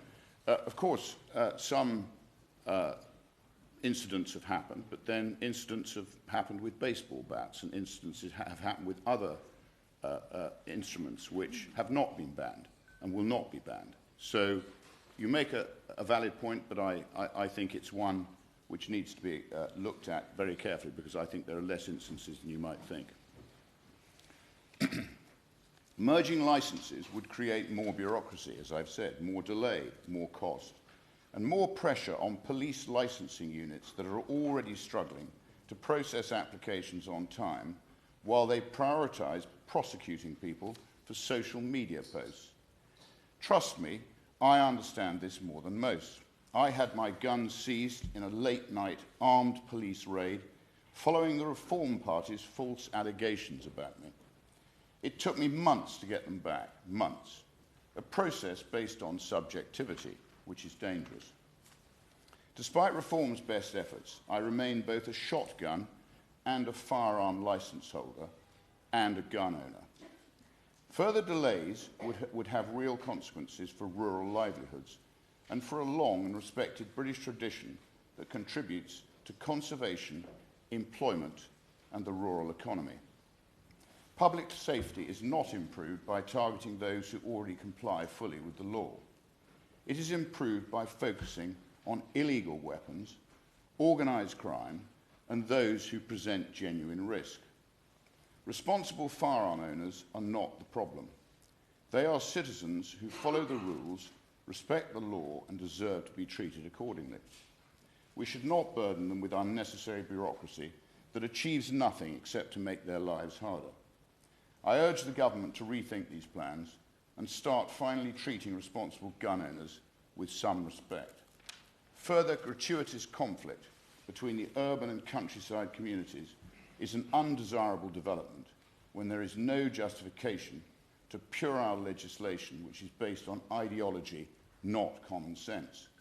Criminality with legally registered shotguns and firearms is not the issue. A malign civil service agenda is. Thank you. Thank you very much for agreeing to chair this debate, and also congratulations to the honourable member for South Norfolk, my neighbour, for bringing forward the debate and opening it in such a measured way, which has been noted by all of us, I think. So I need to start with my declarations of interests. I own a firearms certificate as well as a shotgun licence. I believe I'm still a member of the Countryside Alliance. I haven't checked recently, but they're very good at taking the direct debit. And I also represent a rural community. Now, that's not a declaration of interest. That's what I'm here. That's my interest for being here. And in my constituency, overwhelmingly, there's a mixture of bafflement and anger. They're baffled because they can't see what the problem is that the government is trying to fix with this potential legislative change. And they're angry. They're very angry because it feels like, and I recognise it may not be the intention of the government, and I recognise we're talking about a consultation, so it's early stages, but it feels like another ignorant attack on rural communities with no proper interest as to the adverse consequences caused. Now, we've had many excellent speeches today, and I'm going to do my best not to repeat the points which have already been made. But I do want to start by acknowledging that this is a deeply emotive issue, because every death caused by a gun, or any other weapon for that matter, is in itself a tragedy. But we are legislators. It is our duty to put aside emotion and focus on the facts and take a rational approach, even if that can sometimes lead us to slightly uncomfortable and emotive responses. So let's try and do that. It is the first principle of government, when considering curbing individual liberties, that the government must have cause that the benefit sought significantly outweighs the damage caused as a result of that removal of liberty. So what is the issue here that the government is trying to solve? Well, the quick answer is public safety. But how much crime has been committed by the holders, the legal holders of shotguns? Now, of all crime, it's a vanishingly small percentage. In fact, it's 0.6 of 100,000th of 1% of crime is undertaken by legal holders of shotguns. Let's look at homicides. Homicides by legally owned shotguns, the average over the last decade, I'm told, is 3.8 per annum. So you've got a significantly higher chance of winning the lottery than you have of being the victim of homicide by a legally held shotgun. It's about 1 in 15 million chance. Put that into context, 50 people tragically lose their lives every year because of faulty cooking appliances. 40 lose their lives because of accidents with ladders. And here we're talking about an average of 3.8 people tragically losing their lives as a result of legally held shotguns. So that's the size of the prize, reducing an average, a long-term average of 3.8 deaths per year, reducing that down. But to what? It won't be to zero, because any system will contain a remaining risk. We would all, sensibly, we'd recognise that no system would be 100% successful other than a system that removed all shotguns from the public. And we know that even if you were successful, even if the government was successful in removing all shotguns, other forms of lethal weapon are readily available. Let's look at knives. Over 200 deaths already per annum as a result of knives. Knives are always going to be available as long as we like to cook food and eat it. So even if the government were successful in reducing the number of deaths, fatalities by legally held shotguns, it does not necessarily follow that there will be a reduction in the number of killings. So we're talking at best of a partial reduction in the number of killings from a maximum of 3.8 downwards. And yet the potential cost of the proposals that the government is considering are enormous. We've already heard from honourable and right honourable members that there will be a huge impact on the need for increased police resources. At the moment, people like myself who apply for a firearms licence, it's about 3,700 of those are renewed each year. That is a significant administrative burden on our police forces. But there are 150,000 shotgun licenses which are renewed annually on average. Each one of those, even if you just look at the economic cost of the application fee, that amounts to an additional cost of £7 million, let alone the cost of the police resources. We know that many people will think the candle's not worth it and will give up shooting because it's simply too onerous. Other members have already talked about the potential loss of about 20,000 jobs of full-time equivalent and a loss to the economy of getting on for £1 billion, and I will give way. He's giving us a fascinating perspective on the statistics. But if you were the government and you were interested in reducing the harm overall from firearms, do you think there would be greater benefit from taking all that police effort, which I think we acknowledge would go into enforcement of this wider regime, and focusing it on those firearms that are more likely to be used in crime? So smuggled handguns, converted antiques or replicas, blank firing guns that are brought in illegally. If we enforced against those, would we have a bigger impact on the number than this measure would have on the admittedly tiny number that he's talked to? I'm grateful for the intervention. The honourable gentleman is of course right. I don't have the data. I'm trying to stick with data in this argument that I'm constructing. But the principle is a very sound one. If you focus your resources in the area where the risk is greatest, you're likely to have a better beneficial impact. The Countryside Alliance estimates that these measures will have a huge impact on the economic value of shooting to the economy. There'll be a loss of about £875 million. And for what gain? Now, this is the difficult bit, because I'm going to consider the value of a life. Of course, every life, in one sense, is priceless. But in policy terms, we do already attribute an economic value to a life.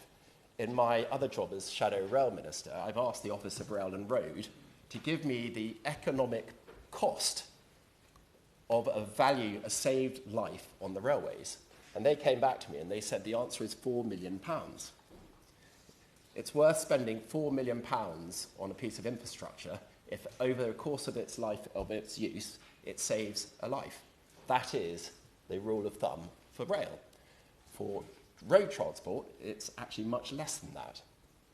Now, I'm not suggesting that every death has the same value economically, because I think as a society we'd be prepared to pay a lot more to prevent a violent murder than even a tragedy on the railway. But it's that level of magnitude is where, in policy terms, we as legislators have decided in the economic value of a life. And yet here, the government appears to be proposing a change in the law which will have an impact of several £100 million, getting on for £1 billion, in order to reduce the number of deaths from a maximum of a long-term average, 3.8, to some number less than that, but well above 0.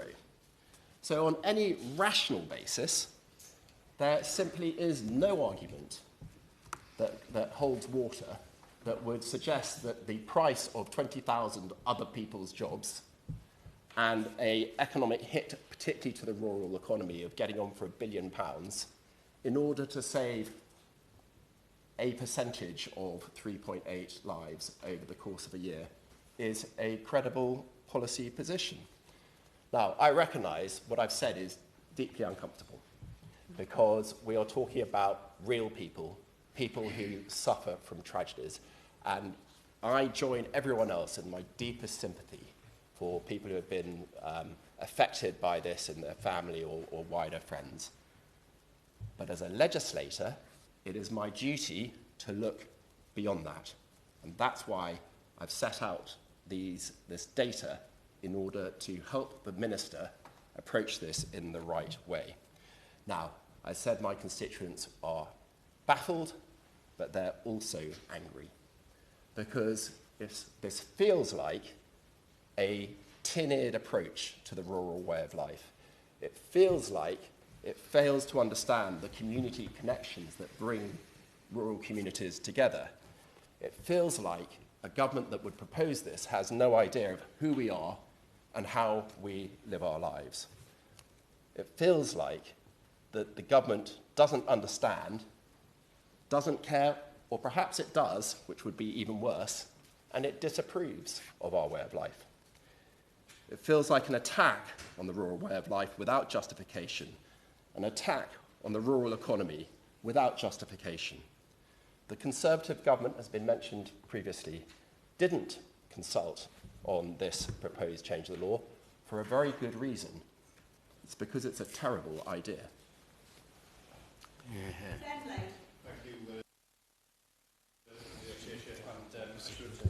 I'd like to thank and reiterate the thanks to the honourable member who opened this debate in such an effective and measured way. Some 292 of my constituents have signed this petition, and I should like to place on record my thanks to all those who have contacted me in recent weeks to relay and explain some of their concerns about the proposed merger of the Section 1 and Section 2 firearm licences. And I'm very conscious that a great number of honourable members have already outlined the reasons that have been conveyed to me by constituents, and so I'll try not to repeat them, other than to perhaps try to summarise their concerns, is that the proposed changes, although perhaps well-intentioned, are disproportionate and will not actually realise the stated objective that the government has for them. And if I may begin perhaps by just touching on the concerns about the proportionality of these changes, Ms Barker.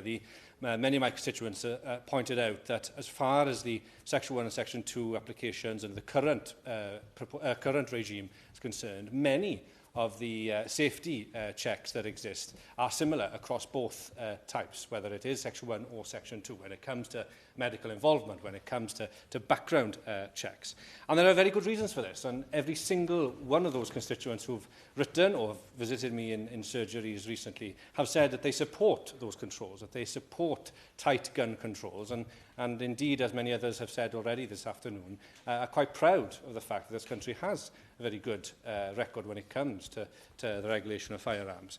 But when it comes to these proposed changes, they do have some questions of the government, and I should like to relay those questions to the Minister, in that as far as they can see it, the changes and the proposed merger would not actually bring about much by way of greater safety for the public, not least because the suitability test, the core tenet of the application for whether Section 1 or Section 2 is already quite robust and is the same.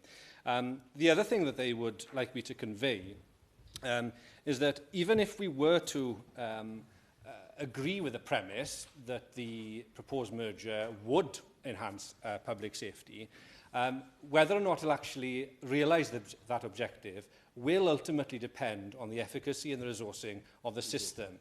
And on that point, they've been very clear to me, and as other members have already detailed this afternoon, the current system is already creaking. There are great pressures. Across England and Wales, you have 43 different police licensing units, each operating with slightly different standards. The inconsistency has been described to me as a postcode lottery, and it's surely something that we can all agree upon, that there needs to be a move to a more standardised, nationally consistent approach when it comes to the processing of applications for firearms licences.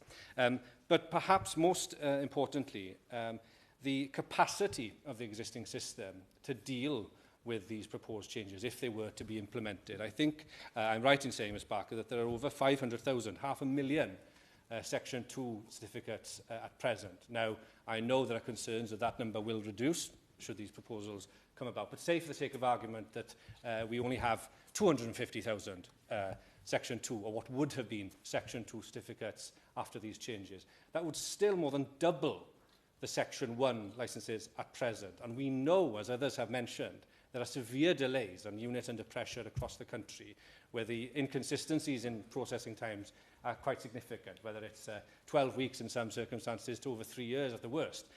So can we really be confident that even if we were to agree with the premise that this merger is a good idea and it will enhance public safety, are we confident that it could even be realised or implemented given the current system and the operational difficulties that they are shouldering. Now, I would argue, like many of the constituents that have come to meet me, that actually what we should be doing instead of this proposed merger of Section 1 and Section 2 is to look at the system itself. Others have already mentioned the need for greater resourcing, and I would very much agree and support such a move. But perhaps more boldly, this idea that was presented by the Honourable Member for South Shropshire, and I think others also have mentioned it, about a centralised national licensing body. It strikes me as eminently sensible that we should have a centralised system body, much like the DVLA when it comes to the licensing of motorists, used to actually look at this so that they can specialise, that they can look to realise efficiencies of scale and expertise, so that you have a more effective system overall. Because the other concern that I would have, if we were to proceed with these changes, is that an already overwhelmed system will find itself even more overwhelmed. And the risks are, quite clearly, that those firearms applications that we previously and our predecessors correctly deemed at more risk because of greater lethality of the weapons will inevitably prioritised, and so those what were Section 2 applications will fall to the bottom of the pile. And what that means for many of my constituents will be that farmers, those involved in pest control, will find that they are facing even longer delays to secure the relevant licences so that they can operate and perform that key crucial function for the rural economy. Or the reverse. Yes. I'm grateful to the Honourable Gentleman for giving way. His point about the DVLA is an interesting one. If I consider my case workload over the years, I wouldn't necessarily hold the DVLA out as being a model of the advantages of centralisation. But are we not losing sight of the fact that Parliament, when it legislated in the first instance for two different classifications, did so for a reason? And that reason, in essence, has not changed. So at the risk of pursuing something that is essentially procedural, do we not actually, at the end of the day, come away with worse outcomes, which surely is what matters to all those who care about the safety issue here? Well, can I thank the Right Honourable Member for his intervention, and I must concede that perhaps, Ms Barker, the DVLA wasn't the best of examples to cite with this idea, but he is correct to state that the original Act back in 1920, I believe, did differentiate between the smooth barrel and the rifle for very good reasons, and others have touched upon. My honourable friend from Angus and Perthshire Glens, I think, elaborated on this point about the differentiation in terms of the lethality and effective range. And I think those are very important points that remain salient and key, surely, if the objective of this exercise is to ensure public safety. And my concern, leading on from that point, if we were to merge, is that either we have a system which is already overwhelmed and which will find those less risky weapons applications for those licences fall to the bottom of the pile, to the impact on legal and lawful uses such as those in my constituency, whether it is for conservation, farming or indeed sport. Or, quite perversely, you might have a situation where the riskiest, most dangerous weapons also find themselves lost in an overwhelmed system, which surely is not what we want, and I think is perhaps just one potential unintended consequence that we should be mindful about as legislators. And so, for that reason, and for those reasons, Ms Barker, I should just like to impress upon the government to urge caution, that we need to be mindful that there are many unintended consequences, and that actually, rather than looking to embark on this very significant change, might we not perhaps be better in the first instance at looking at ways of making the current regime work better? And if I could commend the Minister, this idea of a centralised body, not like the DVLA, that could then perhaps free up police resources to actually tackle the illegal firearms and ownership. Because I think that would represent a far better way forward and achieve what I think we all want, and that is to improve public safety. Yeah. Blake Stevenson. Thank you, Ms Barker. It's a pleasure to serve under your chairship. And can I thank the Honourable Member for South Norfolk for introducing what has been a really balanced and thoughtful debate, which I hope the Minister has found useful and will take lots of useful comments forward as the Government moves forward with its plans. I welcome the opportunity to contribute to this important debate on firearms licensing and the reforms we need to strengthen public safety whilst maintaining the trust of responsible shooting communities. I'd like to begin with a case that's been referenced by honourable members previously in this debate, the tragic Prosper case in Bedfordshire, which revealed serious vulnerabilities within our current licensing system. An individual, Nicholas Prosper, obtained a shotgun using a highly convincing forged certificate, a document that appeared legitimate to a lawful vendor, and then the following day went on to commit a triple murder within his own family. This was on my doorstep in North Luton. Police later confirmed that he'd also planned an attack on a local school, prevented only through the swift actions of Bedfordshire's officers. Just last week, I met again with a member of the extended Prosper family, someone whose life has been utterly shaken by this tragedy. Listening to their grief, their unanswered questions, and their determination that no other family should ever endure such devastation has shaped my contributions to this debate. I'm grateful for the courage it took for them to speak to me about something so profoundly painful, and I'm hopeful that their experience will help drive the reforms needed to prevent such a tragedy from ever happening again. For that family and for our wider community, change must be about preventing real, life-altering harm and ensuring that the system designed to keep people safe cannot be exploited again. It's important to acknowledge that this was not an isolated vulnerability. There's been at least one further attempt to use a similar forged certificate, fortunately spotted by a vigilant registered firearms dealer whose professionalism prevented a potentially catastrophic situation. But we cannot depend on vigilance and instinct alone. Public safety must rest on systems, not luck. At the centre of this issue lies the National Firearms Licensing Management System. It's an outdated platform, unable to provide real-time certificate validation and no longer fit for the demands placed upon it. The Home Office is now, I understand, tendering for its replacement, expected in mid-2027.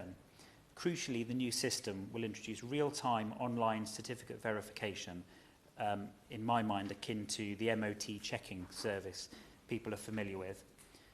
This is strongly supported by the police, licensing experts and responsible shooting organisations. The replacement platform will enable wider modernisation, new digital licensing formats, stronger anti-fraud measures and a public portal allowing certificate holders to update basic information themselves. These changes will reduce pressure on police forces, improve data accuracy and support a more efficient and secure licensing environment. But serious concerns remain in the interim. The 7-day review mechanism is helpful, but it cannot eliminate the risk exposed in Bedfordshire and indeed across the country. If a firearm is transferred before police notification, there's a dangerous window in which harm can occur. Bedfordshire Police have been clear with me in my interactions with them, and I agree with them, that the system must be capable of validating a certificate before transfer proceeds to make the secondary market much safer.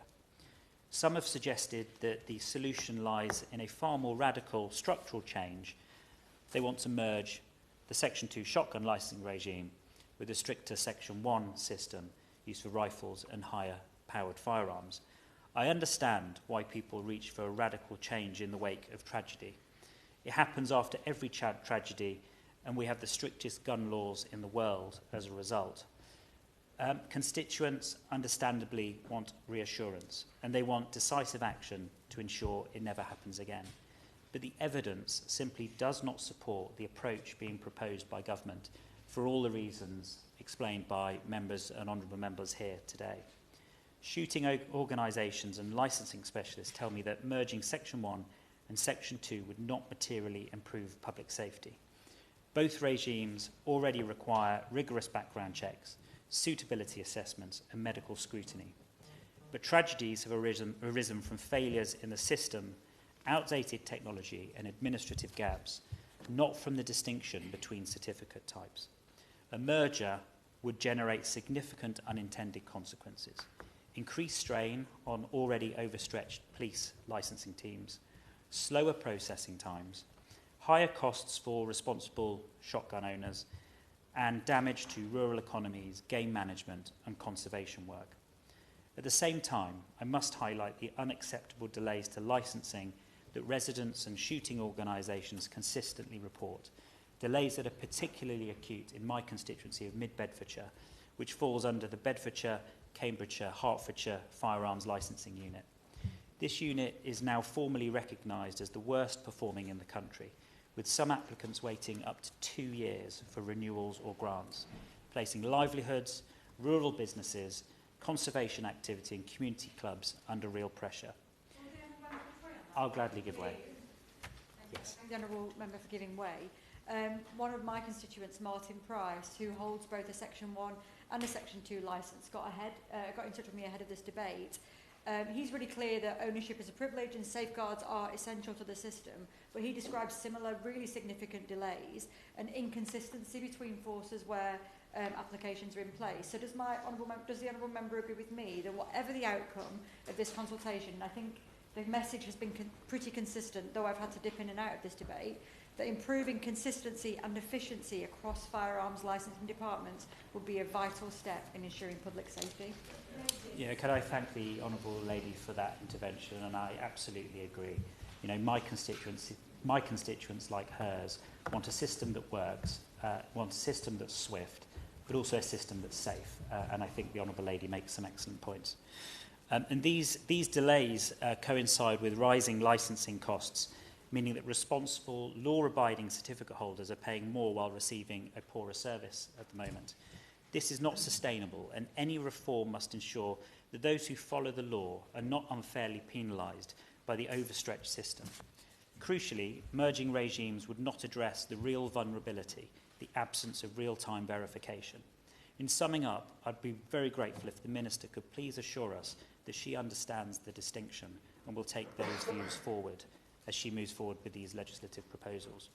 Across Bedfordshire, more than 1,000 residents have signed the national petition calling for Section 1 and Section 2 licensing to remain separate, including nearly 300 people in Mid-Bedfordshire alone. Their message is clear. Focus reforms on the real risks, not on measures that burden those who already comply with the law. A modern verification system will improve public safety. A structural merger of shotgun and firearms licences will not. I also want to put on record my thanks to Bedfordshire Police for their professionalism and for their insight and for their commitment to preventing further loss of life and for the compassion they've shown to the Prosper family and the wider community. Their insight into the system's shortcomings must shape the reforms that follow. We must empower them, not encumber them. Can the Home Office Minister now set out the precise timetable for delivering real-time verification on what interim safeguards will be put in place before 2027 and how both technological and legislative reforms will be accelerated? Our objective must be ensure that that what happened in Bedfordshire can never happen again. We owe that to the Prosper family. We owe it to every family in the county, and we owe it to every community in this country. But we also owe it to the responsible shooting community to ensure regulation is proportionate and supportive rather than a blocker to their participation in country sports, conservation and stewardship. And before I conclude, Ms Barker, and I should have said this up front, I must declare an interest working very closely with BASC on this, and having been on a deer management course with them, which I did in order to improve my knowledge of firearms. I'm not a firearms licence holder, but I have in the past held shotgun licences, but I must declare that interest before I conclude. Thank you so much. Charlie Maynard. Thank you, Ms Barker. It's a pleasure to serve under your chairship, and I thank the member for South Norfolk for bringing such an important debate, but also introducing it so well and with such balance. Really appreciate it. I'm very proud and very relieved that we live in a country which has got some of the strictest gun laws in the world, and that has got obviously a very painful history that had got us to that point. But I think that is something that we are very fortunate for. And as my friend for Horsham mentioned, it's like, you know, there are many other places which have got much worse places than we have. I, in December, started to have a flood of emails on this come into my inbox, and for some reason, one Saturday morning about 5:30, found myself awake and wanting to dig into the internet on this, and dug into the murders that had happened, and how they had happened, and what had gone on around there. And obviously, there's a mix. But I also, I grew up with shotguns, and I'm still a shotgun owner and certificate holder, but not a firearm holder. And I hadn't really understood in detail Category 1 versus Category 2. And looking into that, I was like, holy smokes, this is going to change rural life enormously if this goes through. And that really kind of gave me the heebie-jeebies and put me down about 2 hours of internet research and an email to my spokesperson to kind of say, let's get on top of this fast if we're not already. Because I think the consequences of this proposal are enormous and very damaging. And I think various members have come to this with a great deal of knowledge. And some of the stats that have been brought out here about how many people have been killed, and every death is one too much, I get that. But looking at also how this licensing is working or is not working, and I think that highlighting of the failures of that licensing, and also the changes that have really come through in August. So in August, what happened? Last August 2025 brought in checks, so references 1 to 2, so 2 referees required. Brought in anything connected with domestic abuse and violence. That's not going to happen anymore in terms of allowing them to be licensed. And other medical checks. I think that is new. That's only 6 months old. Yeah. So seeing how that lands and what impact, hopefully very positive impact, that brings to the situation is important before we take steps further. And as many members have said, the firearms licensing systems amongst how many 43 licensing authorities, it's a mess. And I think it is an excellent candidate to be consolidating this and running as one unified, well-resourced, digitised system that allows people to get recertified quickly and effectively. I really recommend that we head in those directions as quickly as possible, rather than in the direction of the proposal today. I'm going to just finish on one other point, which is I'm still relatively new to this House, and one of the reasons I think we are all here is we want to serve our constituents well, and we want to keep the temperature of debate low, because I think things like this, where people have died, matter. And if we are ramping it up, I don't think we are serving ourselves individually or our communities well by doing that. And I think these are very serious things. It does deserve a serious debate. But our rural communities are certainly wary and hurt. And yes, of course, things like family farm tax, SFI have really hurt them. I would really urge the government to go very carefully here, because I really want to avoid a situation where we have got narratives of this sort of elite or that sort of elite pushing things down on people, because that doesn't do us any good. And trying to, all of us, staying away from that and taking this on its merit would really serve us all well. Thank you. Robbie Moore. And it's a pleasure to serve under your chairmanship. And can I thank the Honourable Member for South Norfolk for securing this important debate on behalf of the Petitions Committee, in which 121,000 people, over that figure, have signed this petition, and what I believe has been one of the fastest signed petitions that the Petitions Committee has received for a long period of time. And I think we could all agree that it's been a well-worthy debate to have. And I've certainly engaged my constituents on this important issue across Keighley and Ilkley.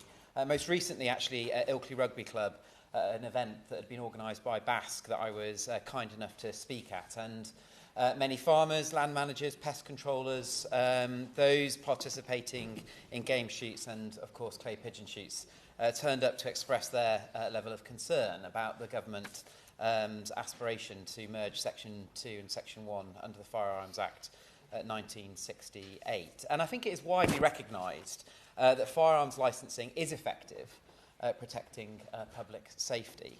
There is no evidence that moving Section 2 to Section 1 will improve its protection. And I do think it is right to look at the data, as my honourable friend for Broadland and Fakenham has rightly gone into. Of course, any death is absolutely horrendous. But we know that looking at the Home Office data associated with homicides from legally held firearms has averaged around 3.8 deaths per year for the last decade. To put that in context, that's around 1 in 15 million people in the UK population. 280 people on average are dying or have experienced death from knives, and 32 just in 2023 alone died from handling fireworks. The reason I want to just raise that is I think it's important to understand, despite when you look at the coroner's report from the deaths that took place in Plymouth and the level of reasoning that the coroner came out with, he did not come to a conclusion that the merging of Section 2 and Section 1 was a recommendation. And therefore I'd like to ask the Minister, why is this consultation even before the public going forward? And why is this a narrative that the government is wanting to pursue despite the data that the Home Office is holding and despite it not being a recommendation by the coroner? But I raise the point around fireworks because as a member of the Petitions Committee, within the last 12 months alone, we have had 2, I believe, petition debates in this place, widely attended by many members of Parliament. And yet it has been an ongoing request of the government of the day to bring out tougher regulations associated with fireworks, but yet nothing is forthcoming from the government. But yet here we are in another petitions debate on a consultation that has not been requested by the wider community, not been requested by those that hold firearms, but yet here we are debating it, and yet there's a forthcoming consultation on it. We all know that despite the regular tightening of controls on firearms since the 1968 Act, there has been no correlation between the rate of deaths from firearms and the increased controls. And therefore I would advocate, as the coroner advocated in the Plymouth deaths, that there is a focus on all of the other aspirations that has been rightly indicated around tightening of the existing control mechanisms that are in place, not the merging of Section 2 and Section 1. I also note, as I indicated in my intervention earlier on in the debate, that the Law Commission in its 2015 report on firearms law did not recommend moving Section 2 to Section 1. And therefore I again ask the Minister, why is this consultation coming forward?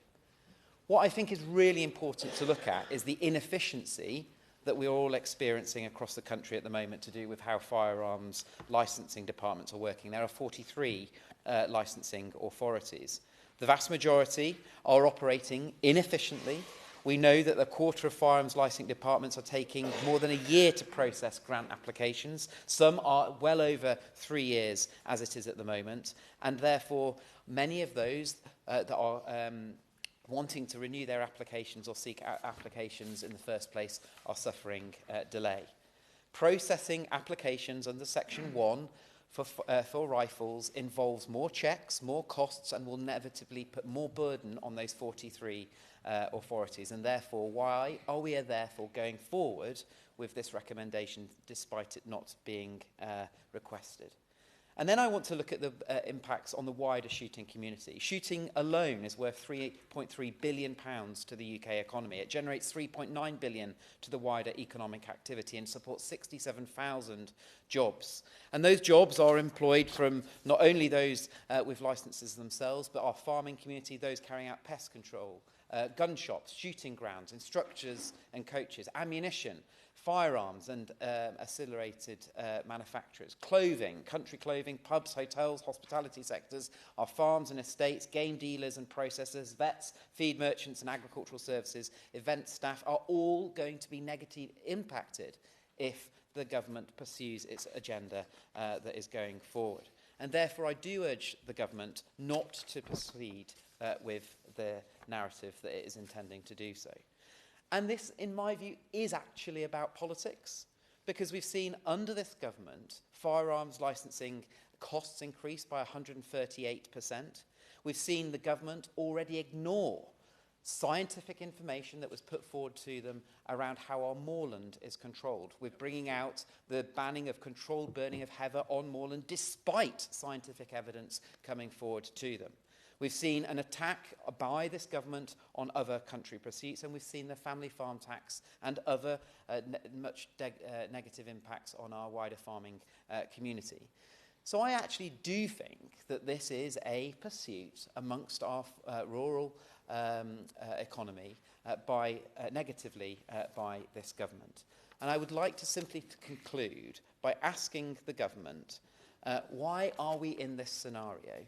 As I mentioned when we look at the data, that we've had request after request consistently on bringing out tough regulation to do with fireworks, but we are simply not seeing that coming forward by the government, but we are in a scenario where reports, law commissions, coroners have specifically not put forward this recommendation, but yet we are debating it in the House. It's a consultation that is forthcoming, and I'd like to understand from the Minister why we are even having this conversation to do with the consultation. Yeah. Greg Smith.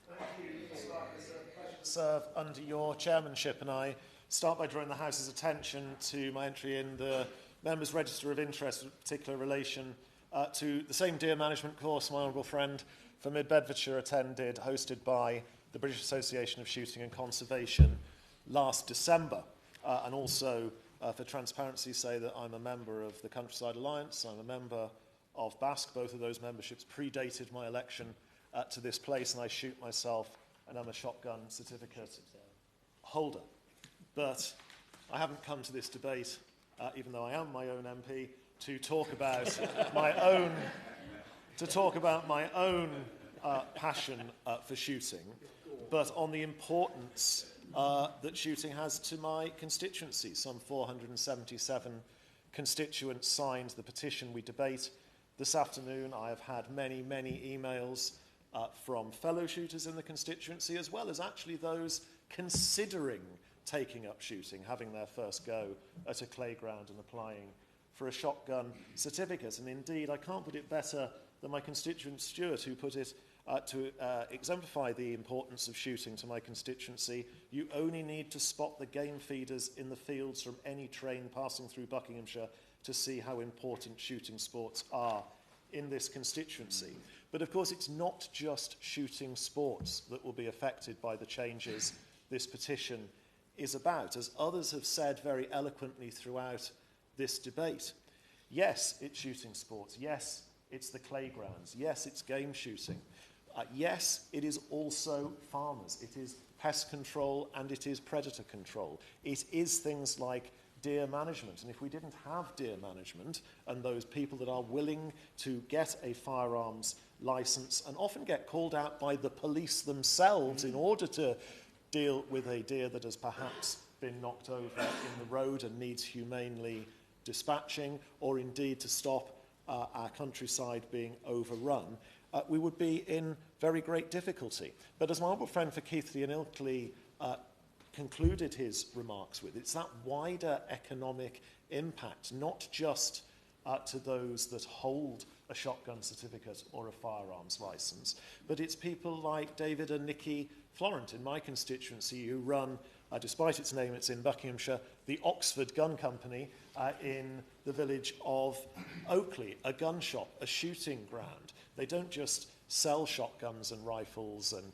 cartridges and ammunition, but the clothing ranges, the boots, the glasses, the ear defenders, everything that goes in to shooting at large that would be at risk if the change that is being consulted on by the government and that this petition is about goes ahead. Because as others have said, the impact of this change could lead to a huge number of people saying it's just not worth it anymore. They're not going to put themselves through the process of renewing or even getting a shotgun certificate in the first place. If we look back to the last significant reform of the licensing regime back in 1988, from there was a decline of around a third of participants in shooting. And there are estimates out there that suggest this change from Section 2 to Section 1 would equal a similar reduction in the number of people wishing to put themselves through the process of getting their firearms licensing renewed. I will happily give way. Thank the Honourable Member for giving for my indicative intervention. Not a word was said. He's talking about the benefits. At the moment, we have in the United Kingdom a stable system whereby he talks about people thinking about taking up shooting. I believe we have a system whereby people are taught correctly from the word go to point your gun at the sky, point it at the ground. When you finish shooting, clean it, put it away, lock it up. And those are invaluable rules.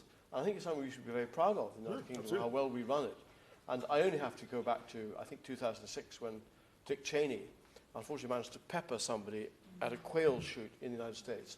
And I think the safety standards we have in this country are the envy of the world. I absolutely agree with the honourable gentleman. He puts it very well. Someone said earlier in the debate that holding a shotgun or a rifle is a privilege. Yes, it is a massive privilege, but it also comes with an absolutely ginormous responsibility, which I believe everybody that does hold legally a shotgun certificate or firearms licence takes that responsibility very seriously. They have often been taught from a very young age the proper safety protocols around handling a firearm, the importance of keeping it locked away, of cleaning it.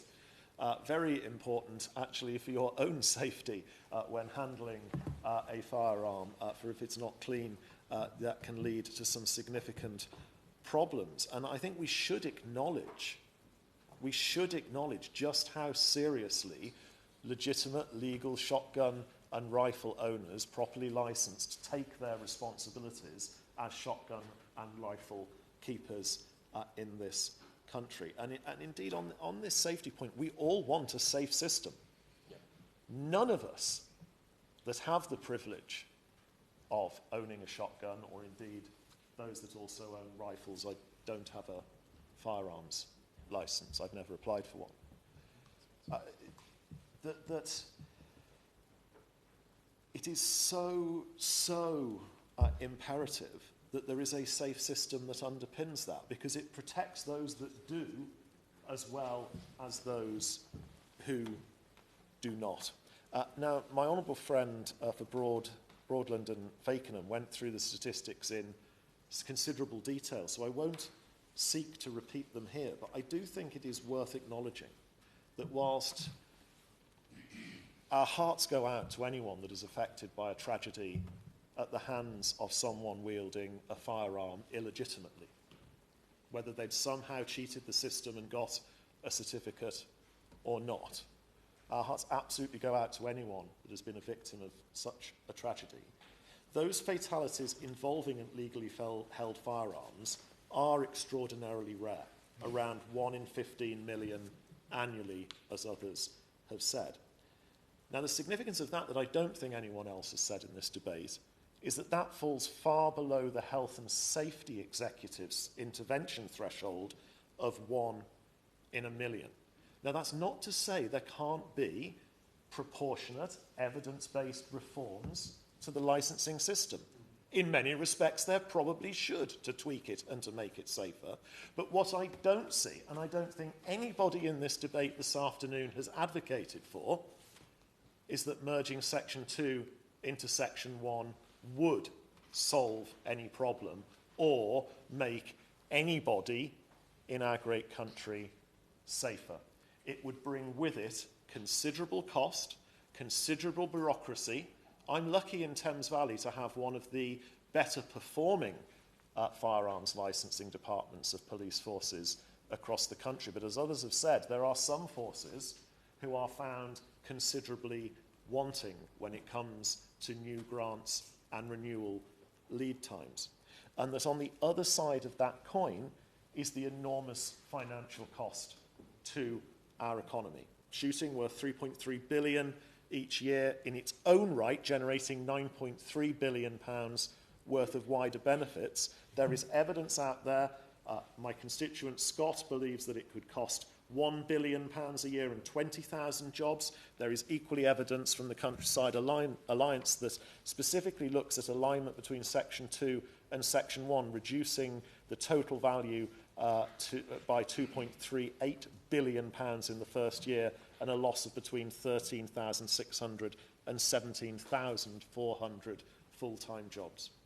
So I urge the Minister, this is a debate that's looking at a live consultation, to stop, reflect on what she's heard this afternoon in this debate, what the shooting community in my constituency, and I dare say everybody's constituency, is saying on this matter, as she goes through the process of reforming police forces per se. Perhaps pause any conversation on this until we know what those new police forces are actually going to finally look like, as to whether any national scheme, and I've heard arguments on the other side of the debate to a national firearms licensing scheme as well, that particularly that the system we've got now does have local officers that, whilst they can't know every certificate holder or licence holder in their constituency, are closer to the people they are licensing.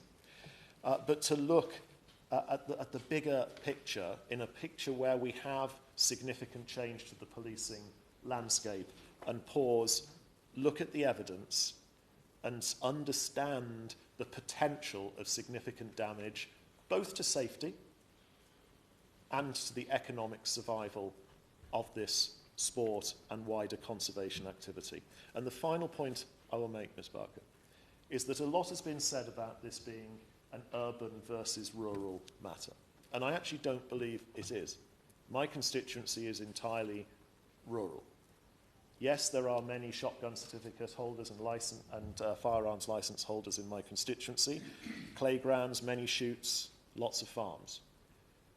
But if we look at the number of certificates issued across the country, this is just as important to many people who live in our cities. 21,000 certificates are issued by the Metropolitan Police to London residents every year.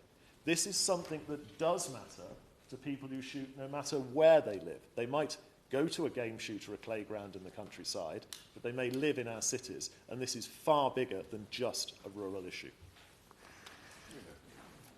Spokesperson Sarah Dyke. Thank you, Ms Barker. It's an honour to serve with you in the chair today. I would like to thank the Petitions Committee and the member for South Norfolk for introducing this debate in such a balanced manner. I'd also like to thank the 445 petitioners of Glastonbury and Somerton.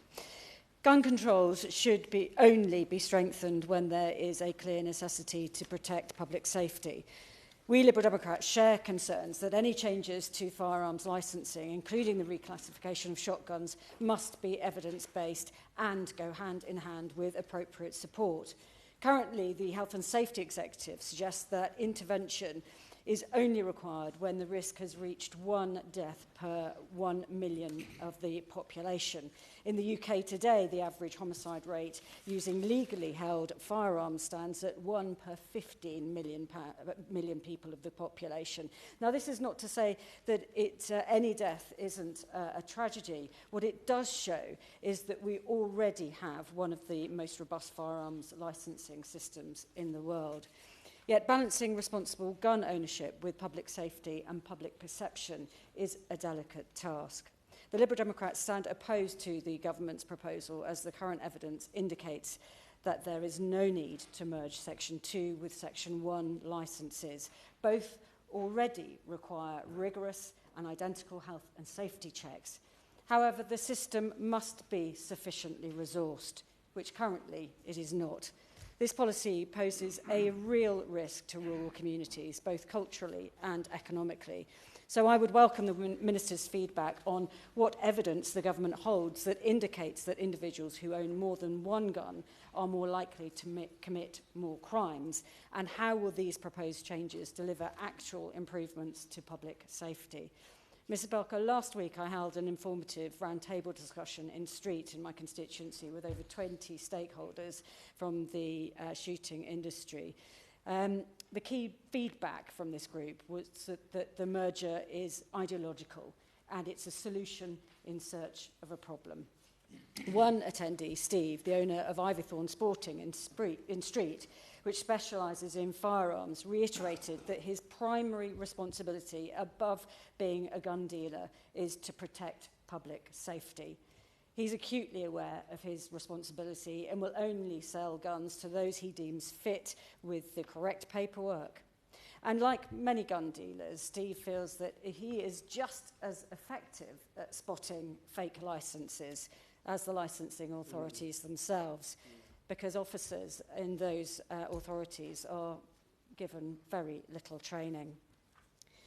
Now, as we've heard during today's debate, shooting is a vital part of the rural economy, contributing over 3.3 billion annually and leading to 9.3 billion in wider economic activity, supporting 67,000 full-time jobs and investing £500 million into conservation efforts every year. It is highly likely that increasing barriers to obtaining a firearms licence would drive people out of shooting. It has been estimated that it could lose the economy over £1 billion and cost over 20,000 jobs in rural areas. And for farmers, making shotguns subject to more stringent Section 1 licensing controls, particularly in relation to the location and use and purchase of ammunition, would eliminate the flexibility that farmers require to undertake effective pest control. Now, Cameron, the farm manager at the Newt in Somerset, told me that he currently has multiple gun users active on his farm estate. And in future, if he's required to monitor this and keep a record, then he'll probably, very likely, revoke those permissions. This will impact pest control on his estate and those businesses that do their jobs to control the pests. And in addition, many farmers operating with increased economic pressures, diversification into game or clay pigeon shooting can sometimes be their only option for the farm business to remain viable. And Ms Barker, I also spoke to Andy, who's the founder of Avalon Guns Limited in Street.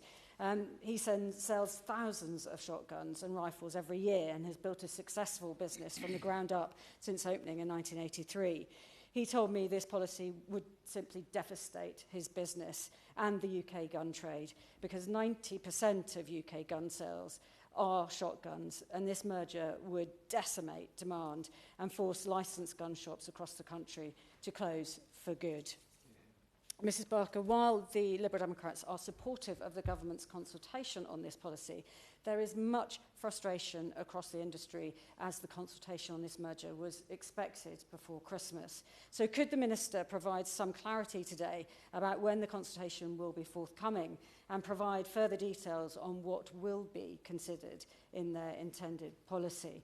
Because the wait is fuelling great uncertainty within the sector, and it's affecting future planning and the viability of many rural businesses. Mr Barker, I'd like just to turn to sports because this merger risks damaging the sporting pathway that has underpinned British shooting successes. Clay pigeon shooting is often the entry point for young people taking up shooting as a competitive sport, providing a safe and structured introduction to the sport. Now, shooters must hold a full Section 1 licence and potentially formal membership of every club that they might visit. This would make it almost nigh on impossible to qualify for professional events. This is a time when Team GB won gold in the men's trap and silver in the women's skeet at the last Olympics in Paris. We should celebrate and nurture its success and widen access to participation, not to narrow it down. Mrs Barker also spoke to some enactors. Jane from Montacute is a member of the English Civil War Society. And this merger will significantly increase the costs of control for blank-firing, muzzle-lead weapons, with black powder weapons requiring a separate certificate for use. The change will not only add to the costly administrative burden they already face, their society plays a key role in stimulating interest in our cultural past, and this policy risks losing our enactors if they're not provided the same exemption as for theatrical guns. Ms Barker, currently within the UK, responsibility for issuing and the implementation of firearm licences rests with the local police force. Firearms licensing departments. Now, as we've already heard, each of the 43 units operate on different standards for assessing and issuing licence. Now, at this point, I should declare an interest as a shotgun licence holder myself, or indeed I was until about a month ago when my brother and I decided to give it up because I don't use it enough. But I hold a licence in Somerset. My guns were kept at my brother's cabinet on the farm 2 miles down the road in Dorset. Now, it just caused an administrative headache that he and I, for the amount of use that we got from these, decided to sadly give up our licences. But it just proves how difficult it can be on some of the very simple elements. Because the proposed merger, whilst well-intentioned, risks adding significant costs, complexities and delays to an already overstretched and underfunded system. Under this proposal, those wishing to use or own a shotgun would be required to go through the same application processes as a rifle owner. Police firearms licensing departments would be required to carry out more stringent checks on potential shotgun owners, necessitating land inspections, enforcing specific restrictions on where and when a gun can be used, and a justification for possessing specific firearms. The merger will add enormous administrative pressure on police forces, who are already overwhelmed by the current system. Now, over a quarter of forces take more than a year to process applications, while some take up to 3 years. As an example, in the second quarter of 2025, Avon and Somerset Police completed 99% of its applications within 4 months. However, Cambridgeshire Police were only able to process 37% of applications during the same period. Now, rural police forces, who are responsible for areas with the highest level of gun ownership, will now face a potential 4-fold increase in workload, with no corresponding uplift in resources. So will the Minister confirm what assessment has been made of the scale of the additional workload police forces will be placed under because of this proposal? Because currently Avon and Somerset Police's firearms licensing department isn't able to take telephone inquiries due to their unmanageable workload. So without additional resource, which the Home Office proposals will require, they simply won't be able to provide a viable service. And in addition, as we've heard, the current process is archaic, bureaucratic and reliant on a paper-based system. It's simply not fit for purpose, and it's certainly not fit for the future. Mrs Barker, if driving licence, although we've heard that's probably not the best example, and passports can be processed digitally, then surely it would be more efficient for gun licences to be issued in this way, especially when we consider the 138% increase in gun licence fees brought in last February. This fee hike was implemented to help tackle processing inefficiencies across all departments. But concerningly, less than half of all forces have used these additional resources to improve their own processing timeframes. This is why today the Liberal Democrats are calling for a centralised national firearms agency, which would shift to a digital processing system, standardise fees, reduce wait times, and ensure safeguards such as medical markers are implemented effectively and consistently. Ms Barker, this reform to gun licensing authorities would remove the administrative burden crippling police licensing departments and allow them to focus on their primary role, frontline community policing. Because many across the industry feel the government is trying to find a solution to a problem that the evidence suggests doesn't need addressing. Stakeholders argue the current system would work, but it needs to be enforced and resourced properly, rather than there being a gap in the current law. So, Ms Barker, firearms licensing must protect public safety while remaining fair, workable and proportionate for those who hold licences responsibly and lawfully. Thank you. Opposition spokesperson Matt Vickers.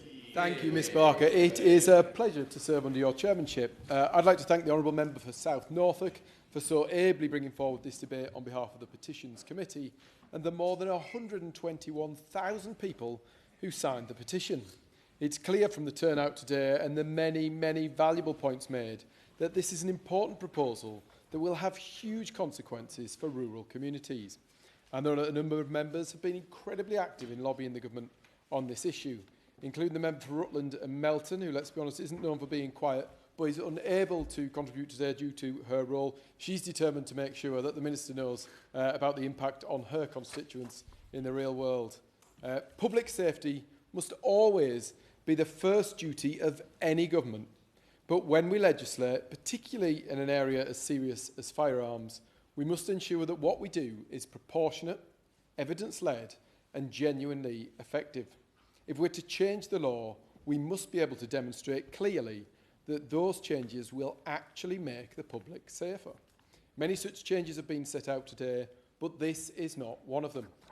The tragic cases we've heard about today are heartbreaking, and our thoughts remain with all those affected. Where there have been failings in the licensing system and where improvements are needed, of course, the government must act.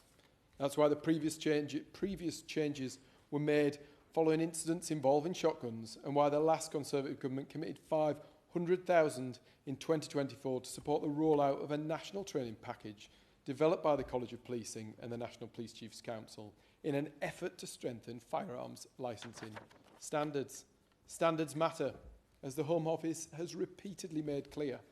The UK already operates one of the strictest and most effective firearms licensing systems in the world.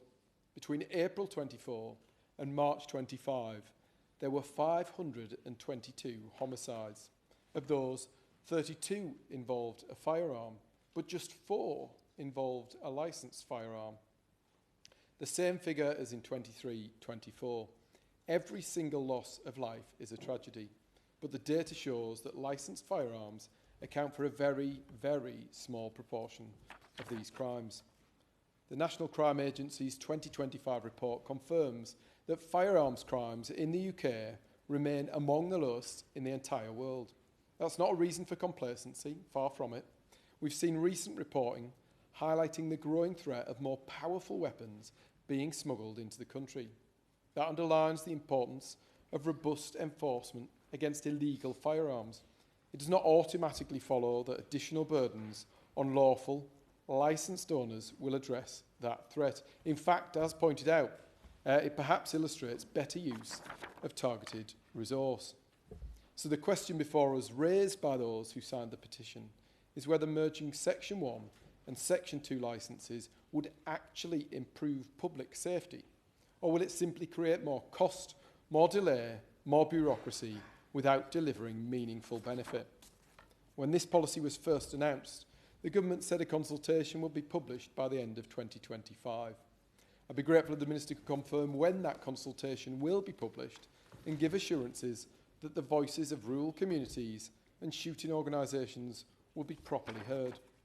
There is a significant concern about this proposal among those groups, including the British Association for Shooting and Conservation and the Countryside Alliance, who've raised these issues directly with the Minister. Section 2 licensing, while distinct from Section 1, is not lax. It involves robust checks and safeguards that are integral to protecting the public. The petition does not call for weaker rules. It calls for properly maintaining the current proven framework. Shotguns and rifles are different. Parliament's long recognised that distinction in law. The regulatory framework reflects differences in use, function and risk. If the government now wish to remove that distinction, they must explain clearly how doing so will enhance public safety in a way that is proportionate to the hundreds of thousands of law-abiding shotgun owners affected. We should also recognise that shooting is, for many, a legitimate and long-standing sport. If aligning the regimes increases cost, complexity and delay, the reality is that entry-level access will become harder. That risks pricing out younger participants and those from ordinary working families, making the sport less accessible at grassroots level. The likely outcome of such a change will be fewer shotguns in lawful use. That will not be without consequence. In rural communities, shotguns are not simply a sport or leisure item. their tools of work. Farmers and pest controllers rely on them. Wildlife management and conservation efforts are closely tied to responsible shooting activity. Surveys have shown that habitat management and conservation linked to shooting cover millions of hectares. Ground nesting species such as curlew and lapwing are often cited as examples of wildlife that benefit from such management. We must also consider the wider economic impact. Research cited by the Gun Trade Association estimates that aligning the regimes could reduce gross value added in the UK shooting sector by £875 million, with a broader impact of over £2 billion across the wider economy. Protecting the public carries costs, but those costs must be justified by clear, demonstrable gains in safety. There's also a practical question. The firearms licensing system is already under strain. Data from the National Police Chiefs Council shows that many forces struggle to meet service level agreements even after the recent fees increase. A January 2026 inspection by His Majesty's Inspectorate found significant backlogs in some collaborative licensing units, including cases outstanding for more than 2 years, adding further complexity, risk compounding those delays and placing additional burdens on our already stretched police forces. Some have suggested a compromise, that any merger should not proceed until the licensing system is demonstrably efficient and effective.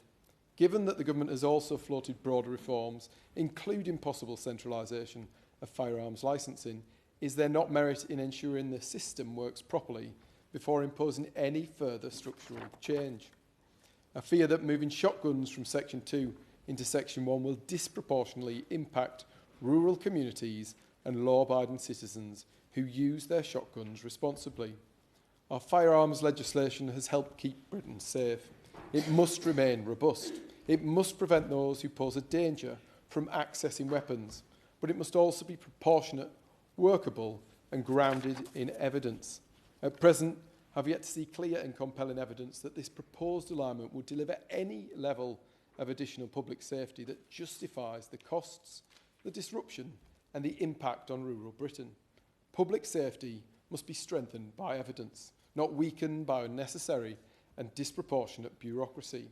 If the government can't clearly demonstrate that this proposal will make the public materially safer, then it should not proceed with the delays, costs and bureaucracy they will create. Thank you.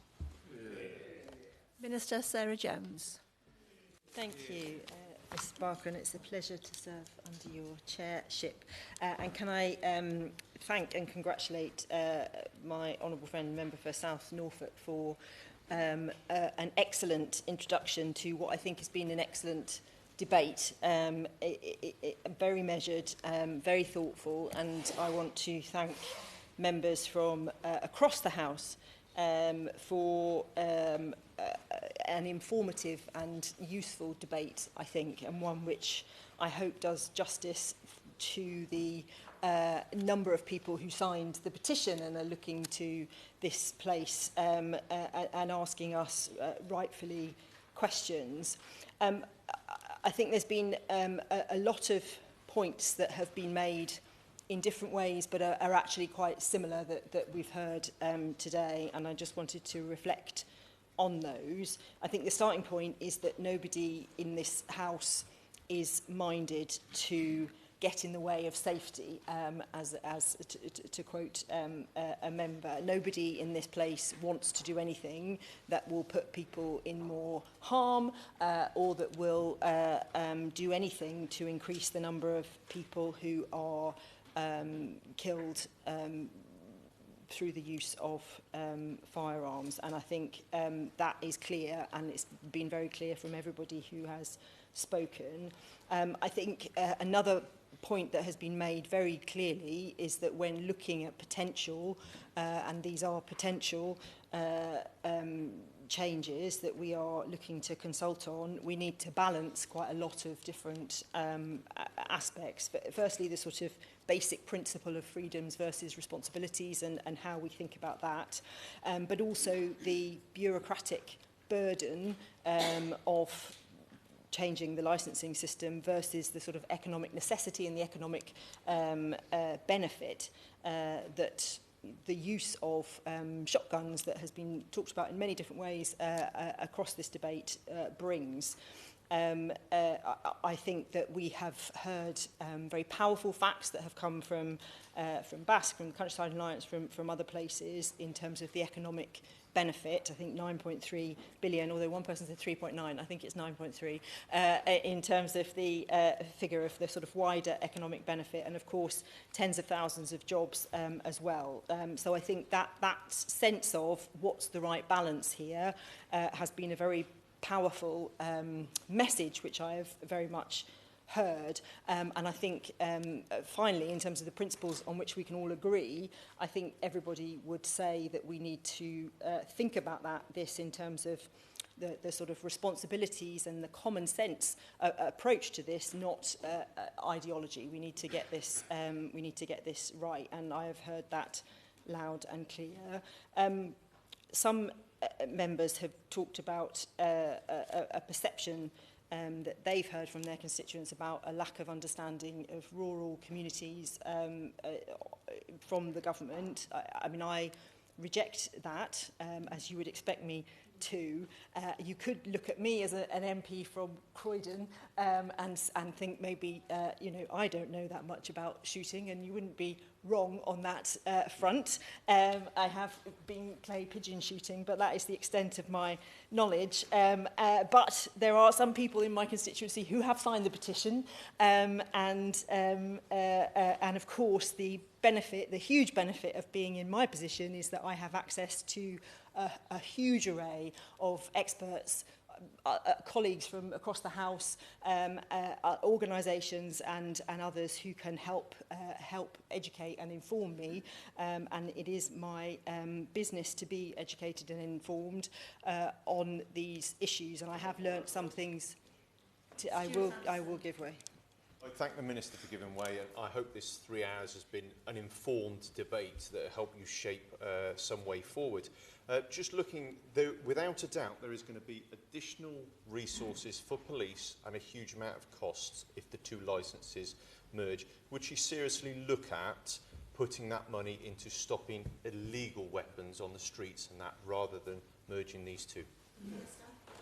Can I thank him for his intervention, and I will come to that. In short, I don't think we should look at one thing and not look at another thing at the same time. We are capable of tackling several things in several different ways, but I'll come to that a bit more later. I think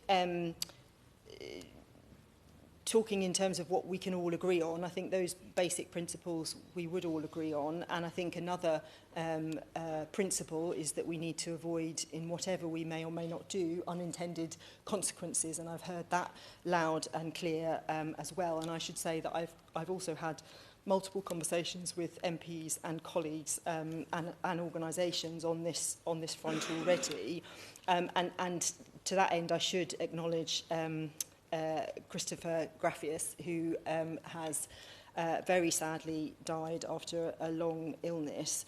I met with him both in opposition and in government only very recently, actually, and he was still working very hard. And he, I think, not only in his role in Basque, but also supporting the APPG, I think he made a tremendous contribution. He was very forthright in his views, as I think probably all honourable members here might have experienced, but very clear, and always argued very strongly in the interests of the community that he represented, and my condolences go to his family and to his friends and to his colleagues at what is a very difficult time. There was one debate where I think I diverge in terms of the way I look at this debate, and others will disagree. Some people were saying they couldn't see the problem that we are trying to fix.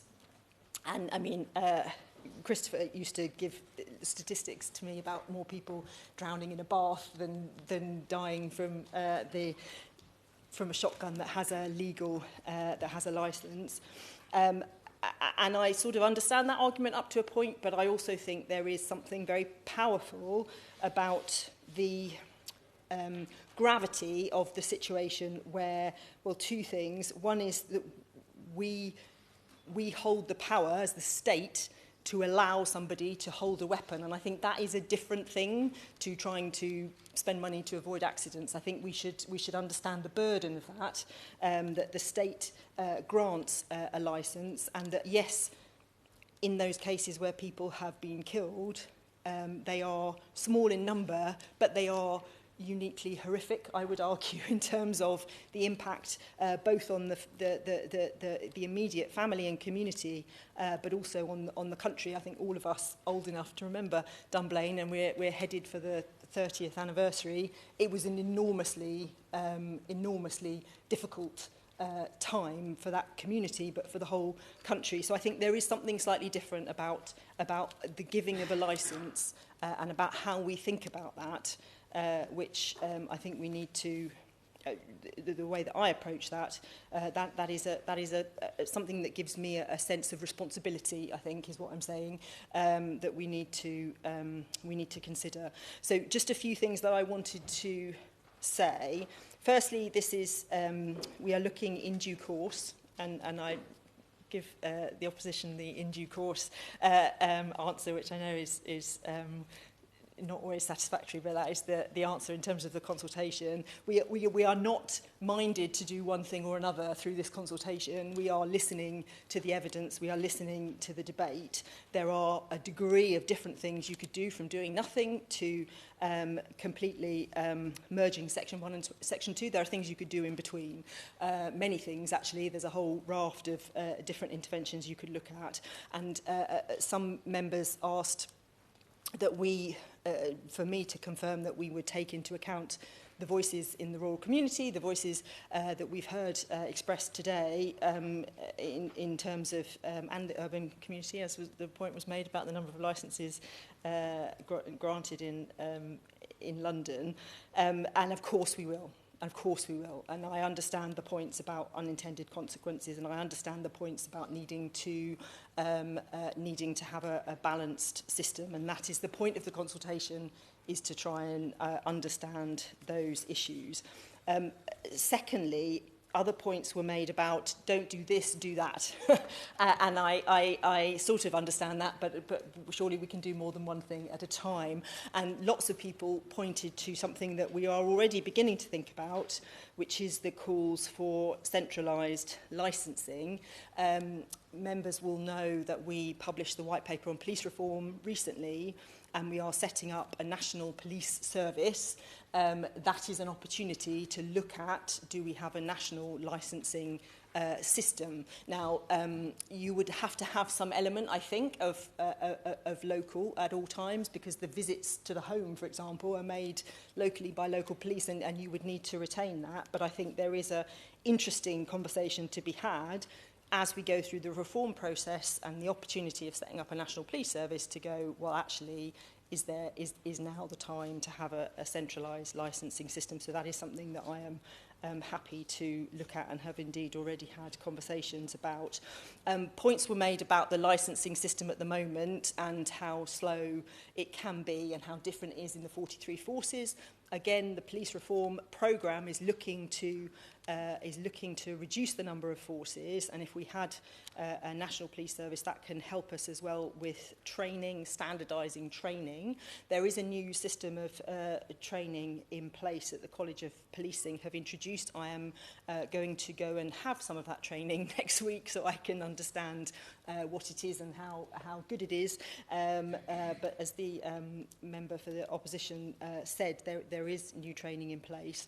There is huge inconsistency and improvements that we need to make across the country in terms of the speed with which licences are granted. And there is a thematic review underway at the moment from HMIC FRS, the inspector, and they have highlighted so far in particular the problem with... Yes, I'm giving... Minister for giving way, but I was just interested to understand, why is this consultation before the public? because it just goes against the grain of the Law Commission's report in 2015, the coroner's report. There was no recommendation within that. And secondly, would you mind answering my question to do with fireworks? Because fireworks are licensed as well, but why is there no willingness by the government to explore tougher regulation with fireworks when in 2023 there were 35 deaths associated with firework usage? Fireworks, as the Honourable Member will know, is a lead in DBT, and I have had a conversation within the last couple of weeks with a colleague about that exact point, but I think that speaks to the point I was making, that we can do lots of things at different times. Just because we're doing one thing, it's a bit whataboutery, is what I would say in terms of his point. But it's a valid one in terms of taking seriously the issues with fireworks and the regime around that. And of course, I'll take that away. In terms of, he asks why we're doing this, which is a fair question, and I think we feel a sense of responsibility to make sure the system works as well as it should do, as well as it could do, and I think everybody would agree with that. If we need to change, we need to change it. The point was made about the Keyham shootings and the senior coroner looking at the issue in his Prevention of Future Deaths report, and he concluded that that a shotgun is no less lethal a weapon than a firearm if misused. The Independent Office of Police Conduct, the IOPC, when they did their independent investigation, they did recommend that the two were aligned. So just to quote, that legislation and necessarily related national guidance is amended to remove any distinction between the processes and requirements in relation to shotgun and firearms certificate holders. And there are other reports that have suggested the same. The Scottish Affairs Committee, and it was pointed out that a lot of licences are granted in Scotland for obvious reasons. The Scottish Affairs Committee recommended the same. So we are looking at this. That is not to say we have made a decision. We are open-minded about what the right course should be. So training, yes. Centralising, potentially, we're looking at that. Improving the licensing system, definitely. We have recently, or the police have recently started producing monthly data on the time it takes people to get their licence, which is a good way of ensuring that they are operating as they should. Yes. Just on that point about the speed of licensing, I can recommend no more strongly the example of Cumbria Constabulary, who have really put their house in order over the last 18 months. I would say since David Allen became the Police, Fire and Crime Commissioner for Cumbria. So I would urge that actually good practice be taken from what Cumbria has done and applied to the rest of the country when it comes to the speed of licensing. Very, very happy to praise Dave Allen, of whom I'm a big fan. And yes, she's right. There are big inconsistencies, and some forces are doing it very well. And as the Honourable member opposite pointed out, Bedfordshire, Cambridgeshire, and Hertfordshire is particularly problematic in terms of the struggles that they have, and that has been highlighted by the inspector, and the thematic review will give us more data on that front as well. So, yes. Just whilst we're on the topic of Bedfordshire, I wonder if the Minister would reflect on the lessons that have been learnt from the Prosper case. I went into that case in quite some detail in my speech, and it's of concern to my constituents, but also constituents in Luton, and I know the member for South Luton and South Bedfordshire is here. So I would be really interested in the Minister's reflections on the Prosper case, particularly what can be done to improve controls around the secondary market, the onward sale of guns. Can I thank him for that intervention? And it might be that he would like me to meet with family members. Are happy to do that if he thinks that's appropriate and they want to. Obviously, there's the onward sale of guns. The illegal market in guns is a massive issue that we need to tackle, and indeed we are, and in terms of the numbers, we are very fortunate in this country, as many people have said, in terms of our very strict regime and the fact that we do not have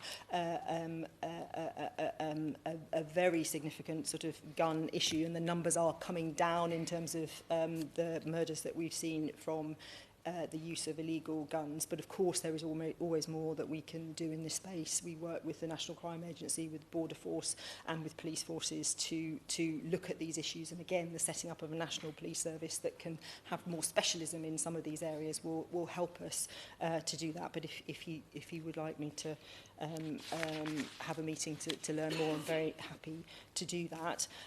We haven't been, I should say, idle since, I need to stop in a minute, since we came into government. There are always changes that we can make, and we have made a number of significant changes since we came into government, including the statutory guidance to chief officers of police on firearms licensing, which was reissued in August 2025.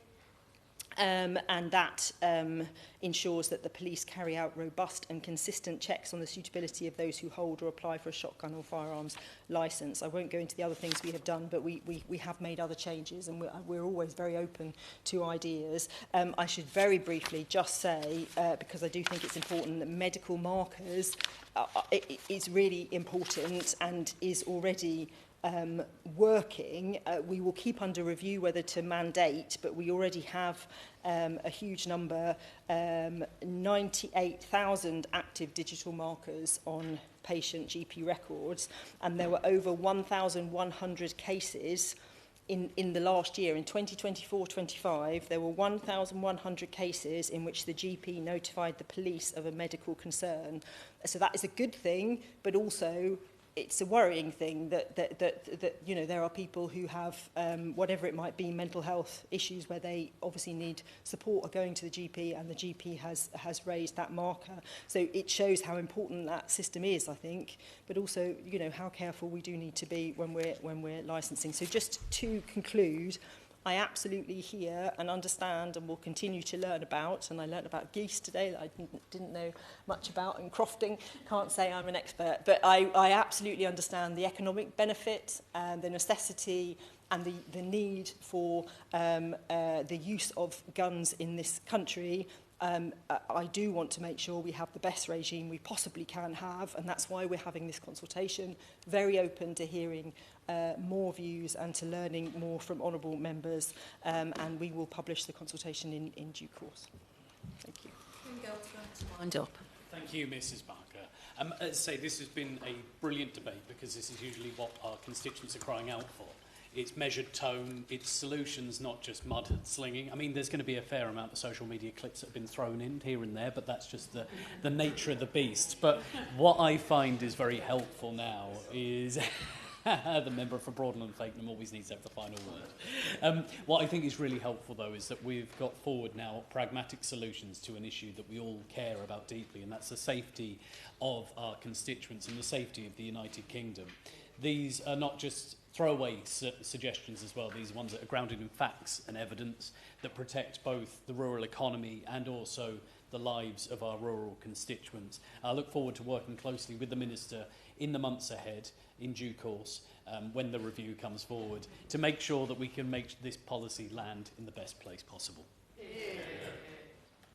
The question is that this House has considered e-petition 750236 relating to Section 1 and Section 2 firearms licensing. As many are of that opinion, say aye. Of the contrary, no. I think the ayes have it. The ayes have it. Order, order. This sitting stands adjourned.